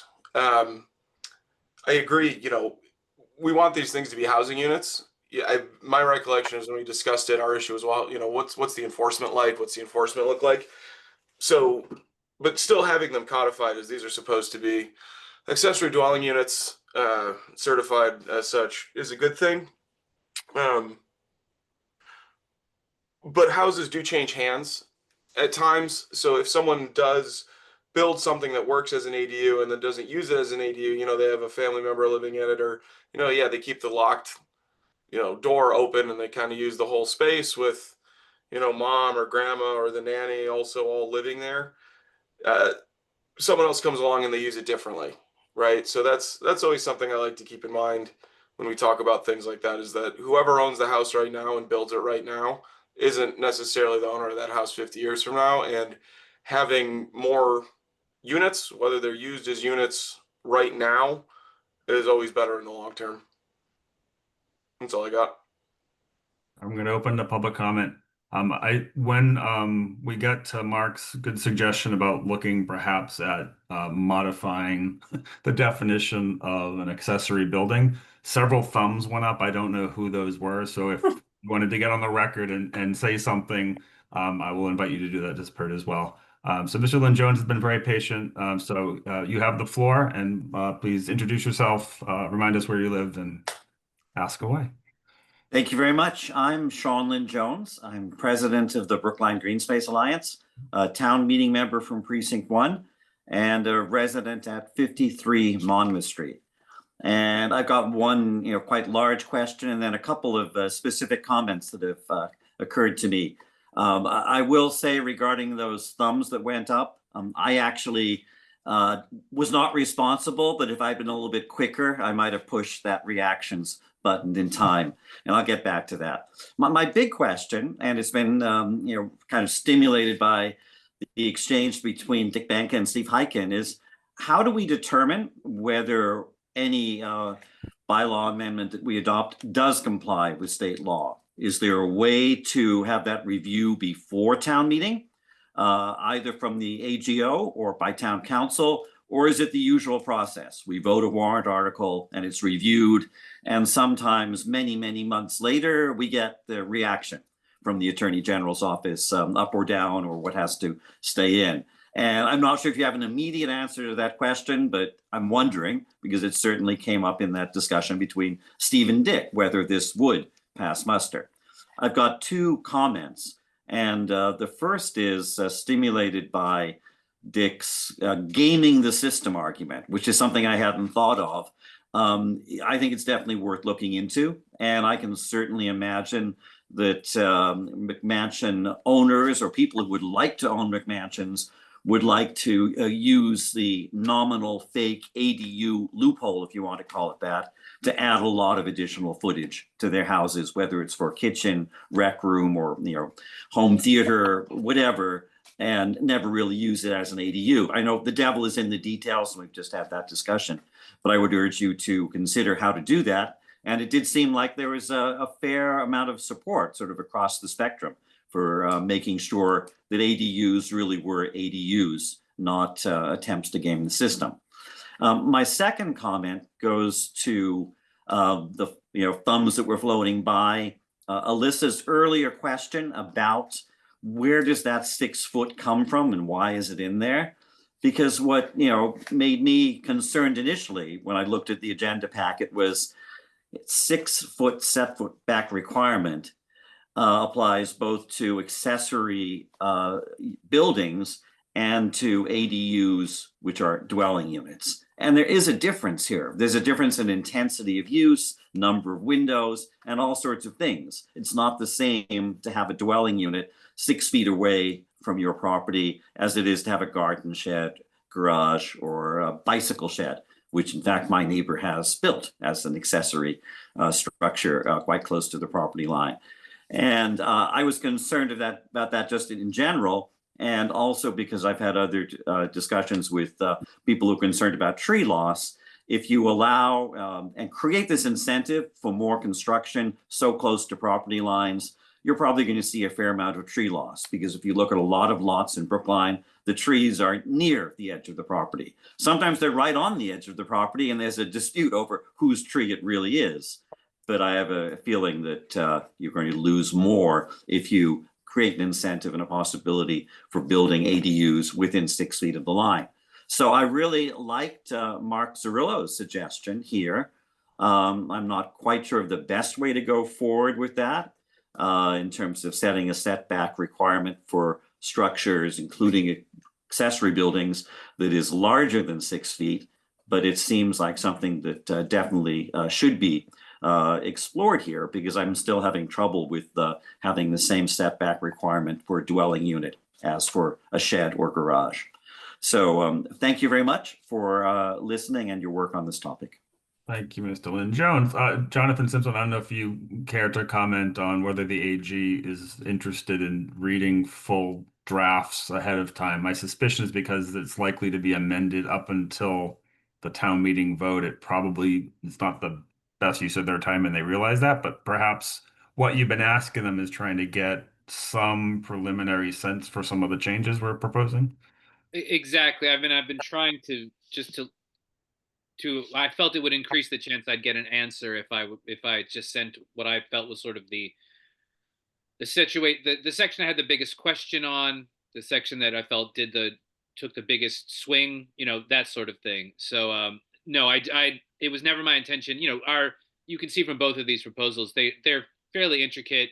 I don't think the AGO would, and then in a previous go round with them on a different warrant article, the AGO actually did at one point express, I can't review every single iteration of your bylaw. So I'm sort of trying to limit my inquiries so that I increase the chance I'll get an answer. Yeah, appreciate that. Thank you for the answer. Linda Pelkey, you're back on. Yeah, thanks for giving me another chance to speak. I just want to say, as a member of the AC Land Use Subcommittee, I would like to put forward to them both Dick's version and also pursue the suggestion of Mark Zerillo, because I think the resiliency issues that are being brought up in their concern about trees. It's a very strong, powerful town goal. And we did just pass a tree preservation bylaw that you're aware of, I'm sure. And actually, that was the question, does it still apply in this case? Probably not. But so I like both of those ideas, and I would really remind you that the regulations themselves do say that we are allowed to reasonably regulate. It also says we're allowed to do site plan review and design standards. We just haven't done that.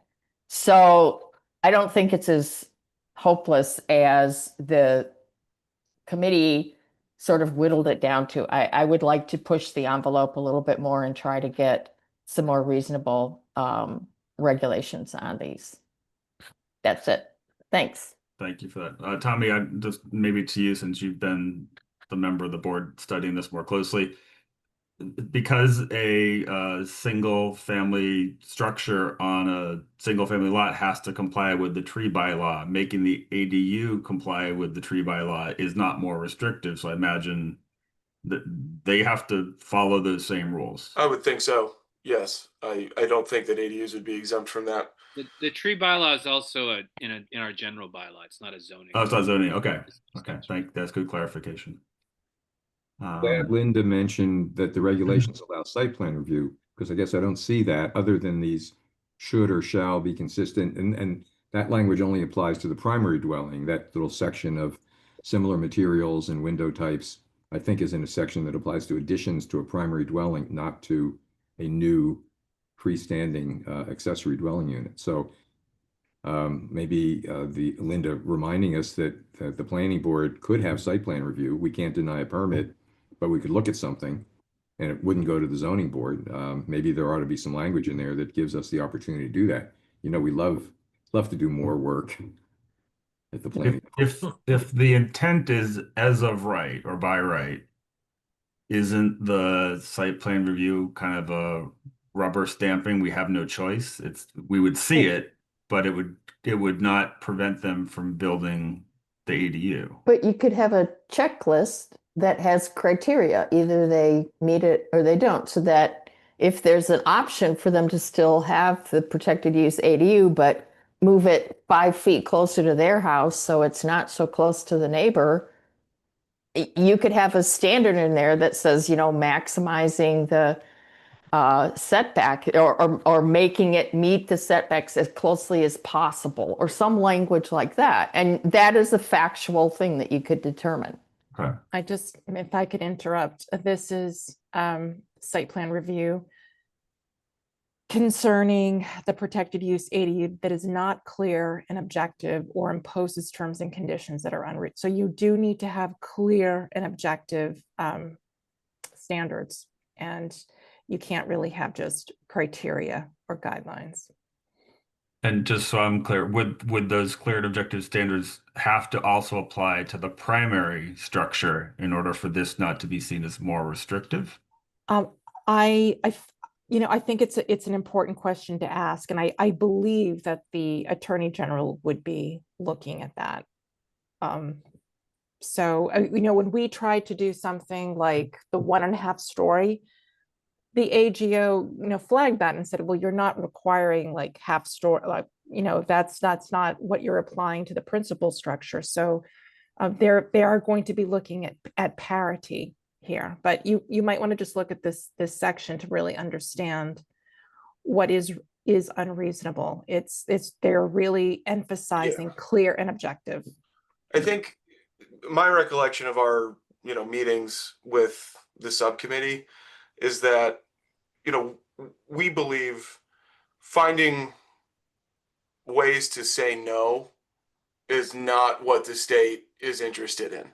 And anything that allows you to say no to an ADU that wouldn't allow you to say no to any other structure on the house or on the property wouldn't fly. That's the angle we came at it from. But obviously I'm here and Jonathan is here, and we're not done working on this. I think we still have a couple more meetings before the deadline, but we're getting close.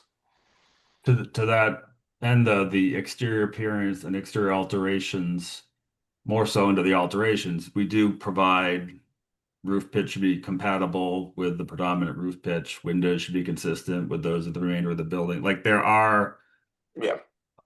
not necessarily guidelines as much as showing intent. You know, the town would like to see this. Right. So rather than saying no, we're saying yes. And Yeah. here's some things that we would like you to prioritize. But those things apply just to additions to existing buildings. We don't say anything like that with respect to a freestanding. But could we? I mean, I guess that's the question. Could those exterior alterations, could the exterior appearance relate to an addition freestanding simultaneously if worded correctly? That sort of runs counter to the preservation's code of conduct. I know. Yep. 100%. The other thing about that, I sort of, again, the goal is for people to be able to do these and not create a negative reaction to a proliferation of ADUs in Brookline because they all get built too close to the property line at 35 feet tall. So with Mark's suggestion, if we can find a way to do that, I think, increase the chances that there's more consistently a comfortable amount of space between property and the edge of a new addition or freestanding building to the benefit of this whole program, right? We'd see less people coming forward saying it's too close. Well, it's not any closer than a structure on that property would be anyway.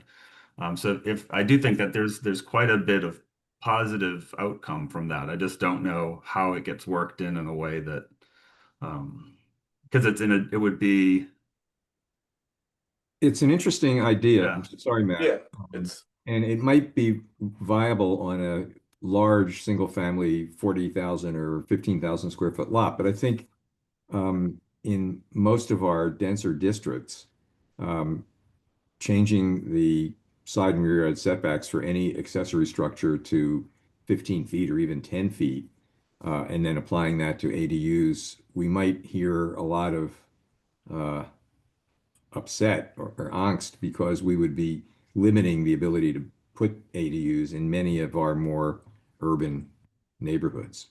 You know, there might be a way to define a class of structure. I've seen that before, where you have a class A and a class B of structure, and or as defined as accessory structure class A, accessory structure class B, unless that's against the state definition of what the ADU would be. You could basically say that a class A is a 6-foot setback, and a class B, as defined as an ADU, detached ADU, you know, has to comply to the setback side yard setback requirements of the zone. I think we'd still wind up with the problem of the ADU getting to choose the most permissive dimensional requirement in that case. But what if we did let's say another way of going at Mark's comment, that we change the setbacks for all structures to be the same as for the principal structure. And as I think it was Mark saying that you could get a special permit if you were doing a garden shed or maybe a garage, you know, as approved by the planning board to move it closer. Couldn't we also allow, if we're doing that, to allow an ADU to be moved closer? You know, so we could actually look at the circumstances. But the idea of having an envelope that puts everything at the same place, and then that's subject, you know, by right, and then there is, we've just allowed some flexibility into the situation. Would that be seen as gaming the system too much to get around the intent of the state here? Or would that just be seen as reasonable?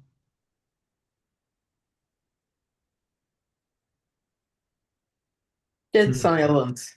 I know, it sounds like a really bad idea. It's like, you know, that sounds very restrictive to me. I don't want to I don't think that's going to fly. Well, on the that was spot, but I'd exactly like what his Mark was reaction. saying. He was saying they were trying to, in order to keep someone from, saying this new addition they're putting on is an ADU, and therefore they're putting in, an extra 900 square feet for their McMansion. And what we would be saying is that everything that's a building is conforming to the setbacks for the principal structure. And then under certain circumstances, a relief could be given, but You it's wouldn't not. get you wouldn't get any ADUs that way. Yeah. You can't do it. Mark's proposal though was to look at the definition of accessory building. So Right. if it's a freestanding building, that's where it would apply. But if I wanted to do an addition off the back of my house, and my house happens to be more closer than it's only 4 feet from the property line, I could, that's a existing non-conforming use. My addition to put the accessory dwelling unit would follow what my house would be allowed to follow, which is don't make the non-conformity worse. I'm not getting any closer. So if it's an addition or within, it doesn't apply. It only applies if it's an accessory building or yeah. But again, that's in Dick's copy or Dick's version. I don't see where that definition lives normally. Is it normally inside the ADU zoning, or is it defined in another section of zoning and you just copied as a reference, Dick? Let me, It's on the page 1. Your second definition is accessory building, and we don't have that definition in the version from the subcommittee. that I believe came out of the zoning bylaw definitions. Okay. So it would eventually affect a change someplace else in another part of the zoning. I mean, hold on, I've got the bylaw here and I can check really quickly. While you're looking, I'm going to go to Jonathan. You had, I think, probably a thought on the last point. You're still on mute. Yeah, thank you. I think that these attempts to change the setbacks for accessory structures town-wide or district-wide, to make them much more restrictive are going to run afoul of the Attorney General and the intent of the whole bylaw, statute and regulation to encourage ADUs. It really is a big, sidestep that we'd be trying to make to do that. And I'm not sure that they would approve. I'd be curious about Jonathan's thoughts on that, but I think it feels separate from the ADU bylaw to me. And I think that's how we viewed it in subcommittee as well. Yeah.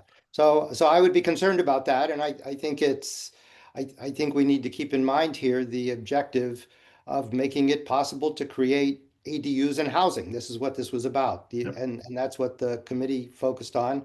And what the state law is focused on is the ability to create more ADUs and to make it possible and to be as liberal as possible in as many respects as we can to make ADUs possible. So I don't think we want to create or allow things that are untoward, but nobody is going to be building, 35-foot, 900 square foot buildings. I mean, that's just a bogeyman, right? That's just not going to happen. So I think that's not Miniature pencil towers. Right. Matt, I just want to interject and say that, you're all designers and architects, and we planners also work with geometry, and, changing the setbacks for accessory structures so they're pretty much the same as a principal structure means you won't have any detached structures because they would be attached. And I think that's disingenuous. I think we all know how to draw, look at things on a plan, and know that what you're talking about here is an accessory structure. That's an addition. That's part of the principal structure. We did discuss, as Jonathan Klein brought up, if we were to make the bylaw for accessory structures or even principal structures more restrictive, would the AGO see that as a cynical move? And that's just something I would just say as the planning board, where you're giving a report to town meeting. We do have to have zoning that is honoring the intent of what the state statute and the regulations are. I know it's not executed perfectly. I have talked to several people who do regional planning, and it could have been executed much, much better and much more sensibly. But this is our first go at the gate. You know, excuse me, 3 times we've been working on an ADU bylaw. And this last time, major sections were disapproved. So I just because you are the planning authority here, I just want to give you that perspective. Yeah, I appreciate that. I'm more thinking at the time that we defined the requirements for accessory structures, had we known then that that would be used as the least restrictive version for something that we didn't anticipate, we may have made a different decision because we were thinking about smaller scale, truly accessory structures. And for them now to say they could be taller, well, if we had known that someone could have built a taller tool shed, not that they would have, but that they could have, we probably would have said, well, 6 feet for something that's going to be taller than 22 feet is Yeah. probably too I- close. I I have know, to- I hear what you're saying. I know, but the 900 square feet, you're not going to get this skinny, 35-foot. I really do think that height allowance is really for the attached. You might have something off, you might be making your attic level, a flat roof, or it might be Yep. putting dormers. And that's really why they're talking about it that way. It is not elegant whatsoever. And it really grates me that they're not making the distinction between detached and attached. It would be so much easier. But pragmatically speaking, you're not going to have this 900 square foot detached 35-foot ADU. Maybe At not gonna most, be you will sand have and something yellow? that's, it's probably going to be in the 20-foot range. It might be hard if you do want a compatible roof pitch. I'm not saying identical slope. No. It's probably going to be taller than 22 feet, but it will look better. So Yeah, I appreciate that perspective. So thank you. Dick, did you find the answer? Yeah. Not that necessarily that relevant, but Yes, thank you. Yes, accessory building is defined in section 2.01 as a building devoted exclusively to a use accessory to the principal use of the lot. An accessory use is a use incident to and on the same lot as a principal use. So those definitions in my section came out of that, out of the zoning bylaw. And let me just say that I completely agree that you're not going to have a very unlikely that you would have a 35-foot high detached ADU with a spiral staircase in the middle going up 3 floors. But the proposal from the subcommittee would allow a 35 or 40-foot high attachment, either an addition to an existing or part of a new structure 6 feet from a neighboring property. And that is of concern also, given what our normal setbacks are for habitable dwelling units, which I think Sean Lynn Jones alluded to and which I alluded to. They're just different from accessory structures. One possibility that I've been thinking of is, as Mark's proposal has been discussed, is would it make sense to have one, and could we have one setback for accessory buildings or structures of, say, 200 square feet or less, and a larger one for accessory buildings or structures greater than 200 square feet, for example, that basically track the regular setbacks for at least the side yard setbacks for the principal dwelling and or single family dwelling. that would be the least Yeah, I restrictive think you'd still common wind up. denominator issue again. Yeah, Yeah. I would think. and then you could just make exterior alterations and extend those dimensions in terms Yeah, of I the mean, setbacks. you'd have to play with the way that developers could game this, but Yeah, I will say, and I do appreciate your design sensibilities, Dick, and also your concern for the impacts. But we look at we do a lot of analysis of existing development patterns in the regular work we do district by district, and even in smaller districts where they're 5,000 square feet. You know, we've actually played with and done plans where we mark something that would be an attached, and we're not getting them really anywhere close to 6 feet. I mean, maybe the side yards, yes, Yeah, I will give you that, but rear yards, not so much. And frankly, right now, you know, there is no limit to what your, say, side yard or even your rear yard can be. You have section 543, which is quite liberal. There is no stipulation. Ostensibly, those setbacks could go down to 0. So, you know, I think as our neighborhood, as our zoning gets overhauled, we might be coming up with just better standards for principal structures that will maybe alleviate some of the concerns you have about even the attached. So I think this is going to evolve as a process, but it's not worth running afoul of the AGO for this next time, and maybe just think of the long game. And we have yet to have an ADU built in Brookline, or do we have like a freestanding outside of the volume if we had one yet? I believe we've had some permitting. I think there's one that Jonathan Simpson alluded to that is getting converted to an ADU. Okay. We've had some internal ADUs permitted, but right now people are not risking permits because we're in this limbo. Yeah. And we have to, basically, we're turning them away. From what I understand, the detached ADU may be cost prohibitive. And the issue is more the attached, which frankly is one reason I'm more concerned about the side yard setback and the 35 feet. That's coming from a utilities perspective. Correct. Yeah. Yeah. Exactly. I'm going to go back to Linda Pelkey. Thanks, Matt. We're all tired. I just want to encourage you all to consider that getting it a little bit closer to a good result is worth the effort here. I think we have some good creative ideas going, and I think it's worth it to the town to do that effort and not let down our neighbors with passing something that might harm them. And I think we can gain a little bit with some of the amenities that we'd like to see that's going forward.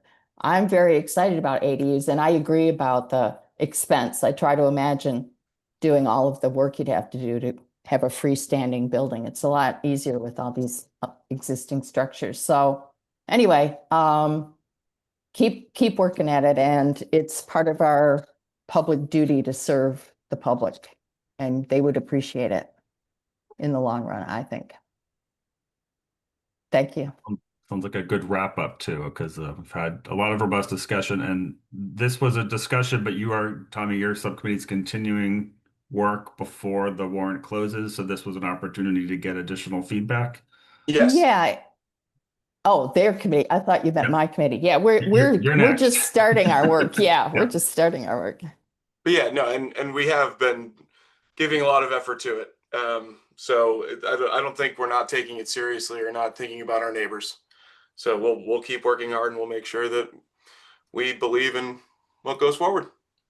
I guess I just want to ask Emily, since Emily, we have another meeting in mid-February, and is there something that you've gleaned from the planning board discussion, or does Matt maybe have something that would provide some direction or suggestions? Just really succinctly, Emily, is that what you might be looking for? So we do have a meeting, I believe, February 11th, with a chance to do another meeting right before we got to get the warrant articles in. So I think we take this feedback from the planning board, and see what the subcommittee, thinks of these ideas. And then the bylaw will need to be submitted, I think, late-ish February.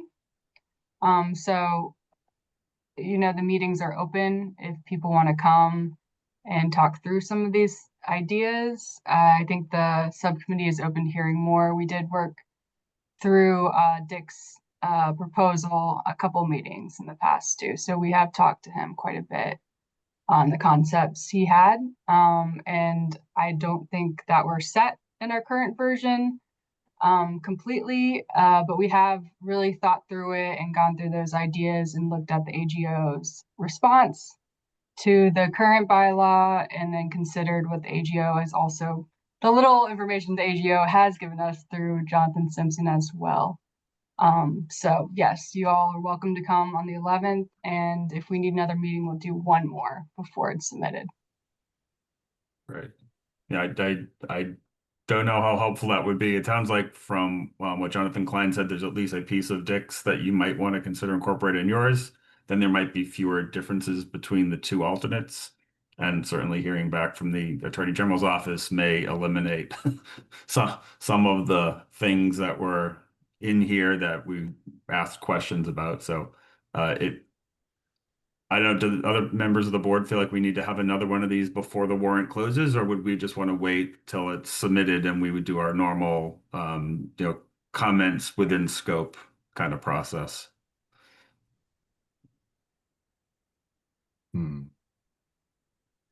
Not for nothing, it's been 2 hours and 15 minutes on this warrant article. I didn't know that we typically spend that much time. I mean, this obviously is a consequential one, but if we had another 90-minute meeting on this, is that the best use of all of our time given the other things that we have on our agendas coming up? Well, I mean, the benefit of having another meeting before the warrant articles are submitted is it's easier to change things without worrying about what is in or out of scope. If there's, and I mean, I don't know how much we can play with this because of the need to adhere to the Attorney General's pretty thorough vetting and dismissal of our previous attempt. And I don't want to see that happen again. And I'm much more interested in facilitating ADUs than in worrying about how certain people might try to game the system. So I'd like to move forward, but we might want to have another check-in when the ADU subcommittees had a chance to kind of think about what they heard tonight. I'm not sure how many viable suggestions were made. I think that the one to me that strikes the most resonant chord is Dick's elaboration on registration and compliance, after the fact, once an ADU is permitted, that it be an ADU actually. Well, why don't we wait and see what Emily's committee incorporates, and then we can make a decision about whether we need to have another meeting or not. Yeah, that's a good idea. If you think you would benefit from having an audience with us again, happy to do it. If not necessary, because the scope is pretty well defined, we can have further discussion within scope at that point. Sorry, Andrea, you were going to say something. No, never mind. I invite Jonathan too. He's the chair if he wants to add anything as well. Well, I really appreciate this whole discussion. I've learned a lot. It's been very thoughtful. You have a perspective on things that, because you see these things in much more detail, I think, than some of us on the committee do. That is very helpful.